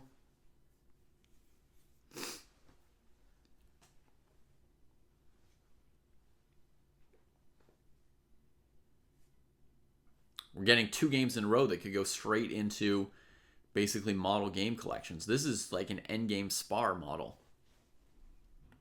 Rook a3. I think white might be thinking about this as well as this. We'll see what white chooses here.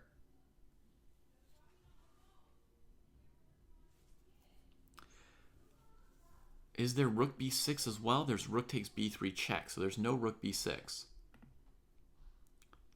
Rook c7 would be nice if we could play it. I agree, ABC. But unfortunately, our only access to the 7th rank is covered by the knight. But the reason, folks, that white wants to get a rook check on the 7th rank, as suggested by ABC, is because that would push the king perhaps off of d6, and then we could win d6. Or if the king commits to e6, then the king's in a mating net. And then there's other fun stuff that could maybe arise. Rook d3 holds the pawn. Knight gets back. See, that's the difference between the pawn on d5. But white does have rook b7 when the knight comes off the side. So there's still plenty chance for white here. With rook check, with the king that needs to keep this pawn defended. And you wanted black to find a chance for rook c8. But that would be hard to do, ABC, because black's been not really wanting to give white this pawn. Right? That's a big check, and then there's going to be some rook move with threat on the next move. So I personally didn't see like a tempo where black could play rook c8 without just dropping this pawn painfully. Rook b6. Oh, so close, Kyle. 30 seconds were left on the clock, but rook b7 was correct. Now black's able to trade into a rook ending. Okay, white gives a check. Maybe rook d5 is a strong move, but with 30 seconds on the clock, I mean, you could also, trading and taking and just trying to draw that is more calculatable.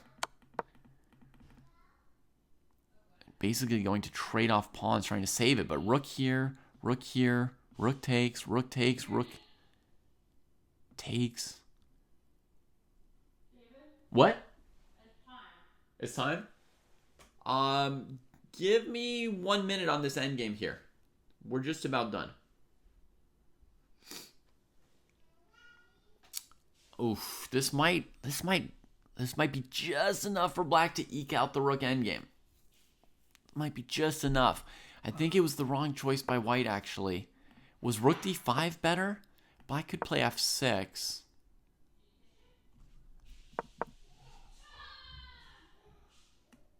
Here, I think these are too many passed pawns for white.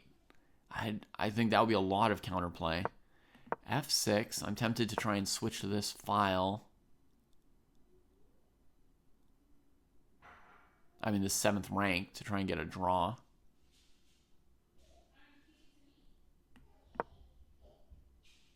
But this move looks okay. So white's still fighting, but it's not, there's no clear draw.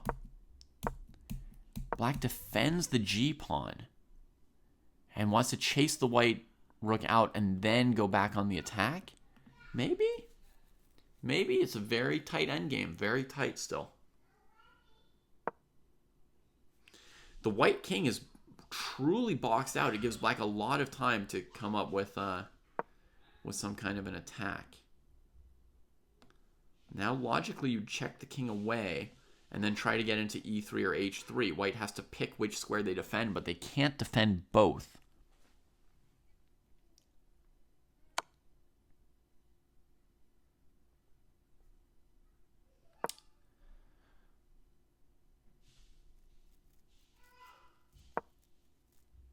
Probably better chances like this, Foos, the choice black made, keeping the e-pawn, because then you can counterattack and capture this one while black captures that one. And I think it's like a just barely losing endgame for white, this rook h4, rook e5, king f7 position. I think it's just barely losing for white, but it's the best resistance, I think.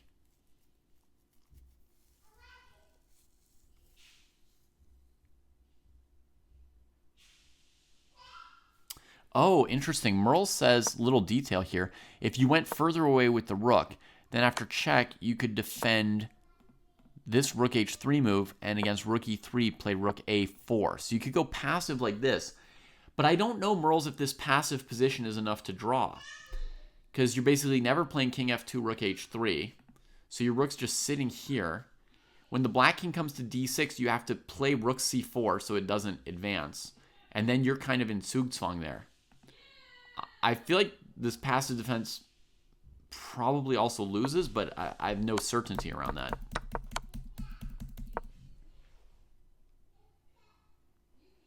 This is clearly lost? Okay, yeah, I do sort of know this as being probably theoretically lost.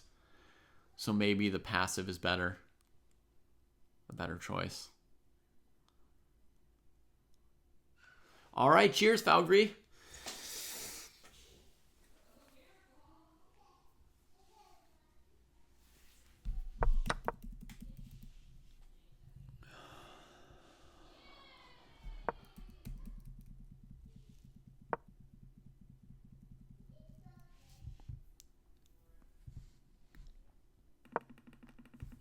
I am going to have to run very quickly here, folks, because it's time for that ballet lesson. And I will say it is in consideration to maybe move these Saturday tournaments to Sunday because of the ballet lessons. It might allow me to do more slightly longer bouts of commentary.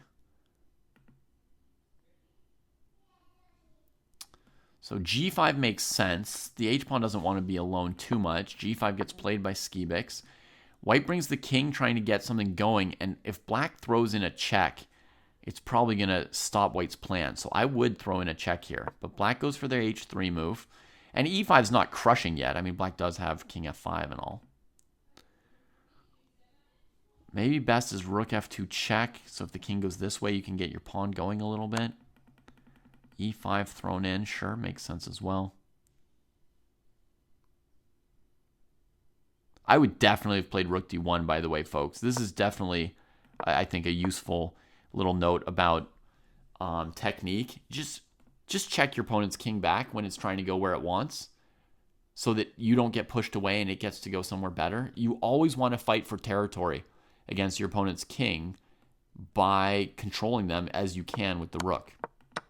It may not seem like a big deal, but it can be. Oh, white may have fallen for a trap at the last moment.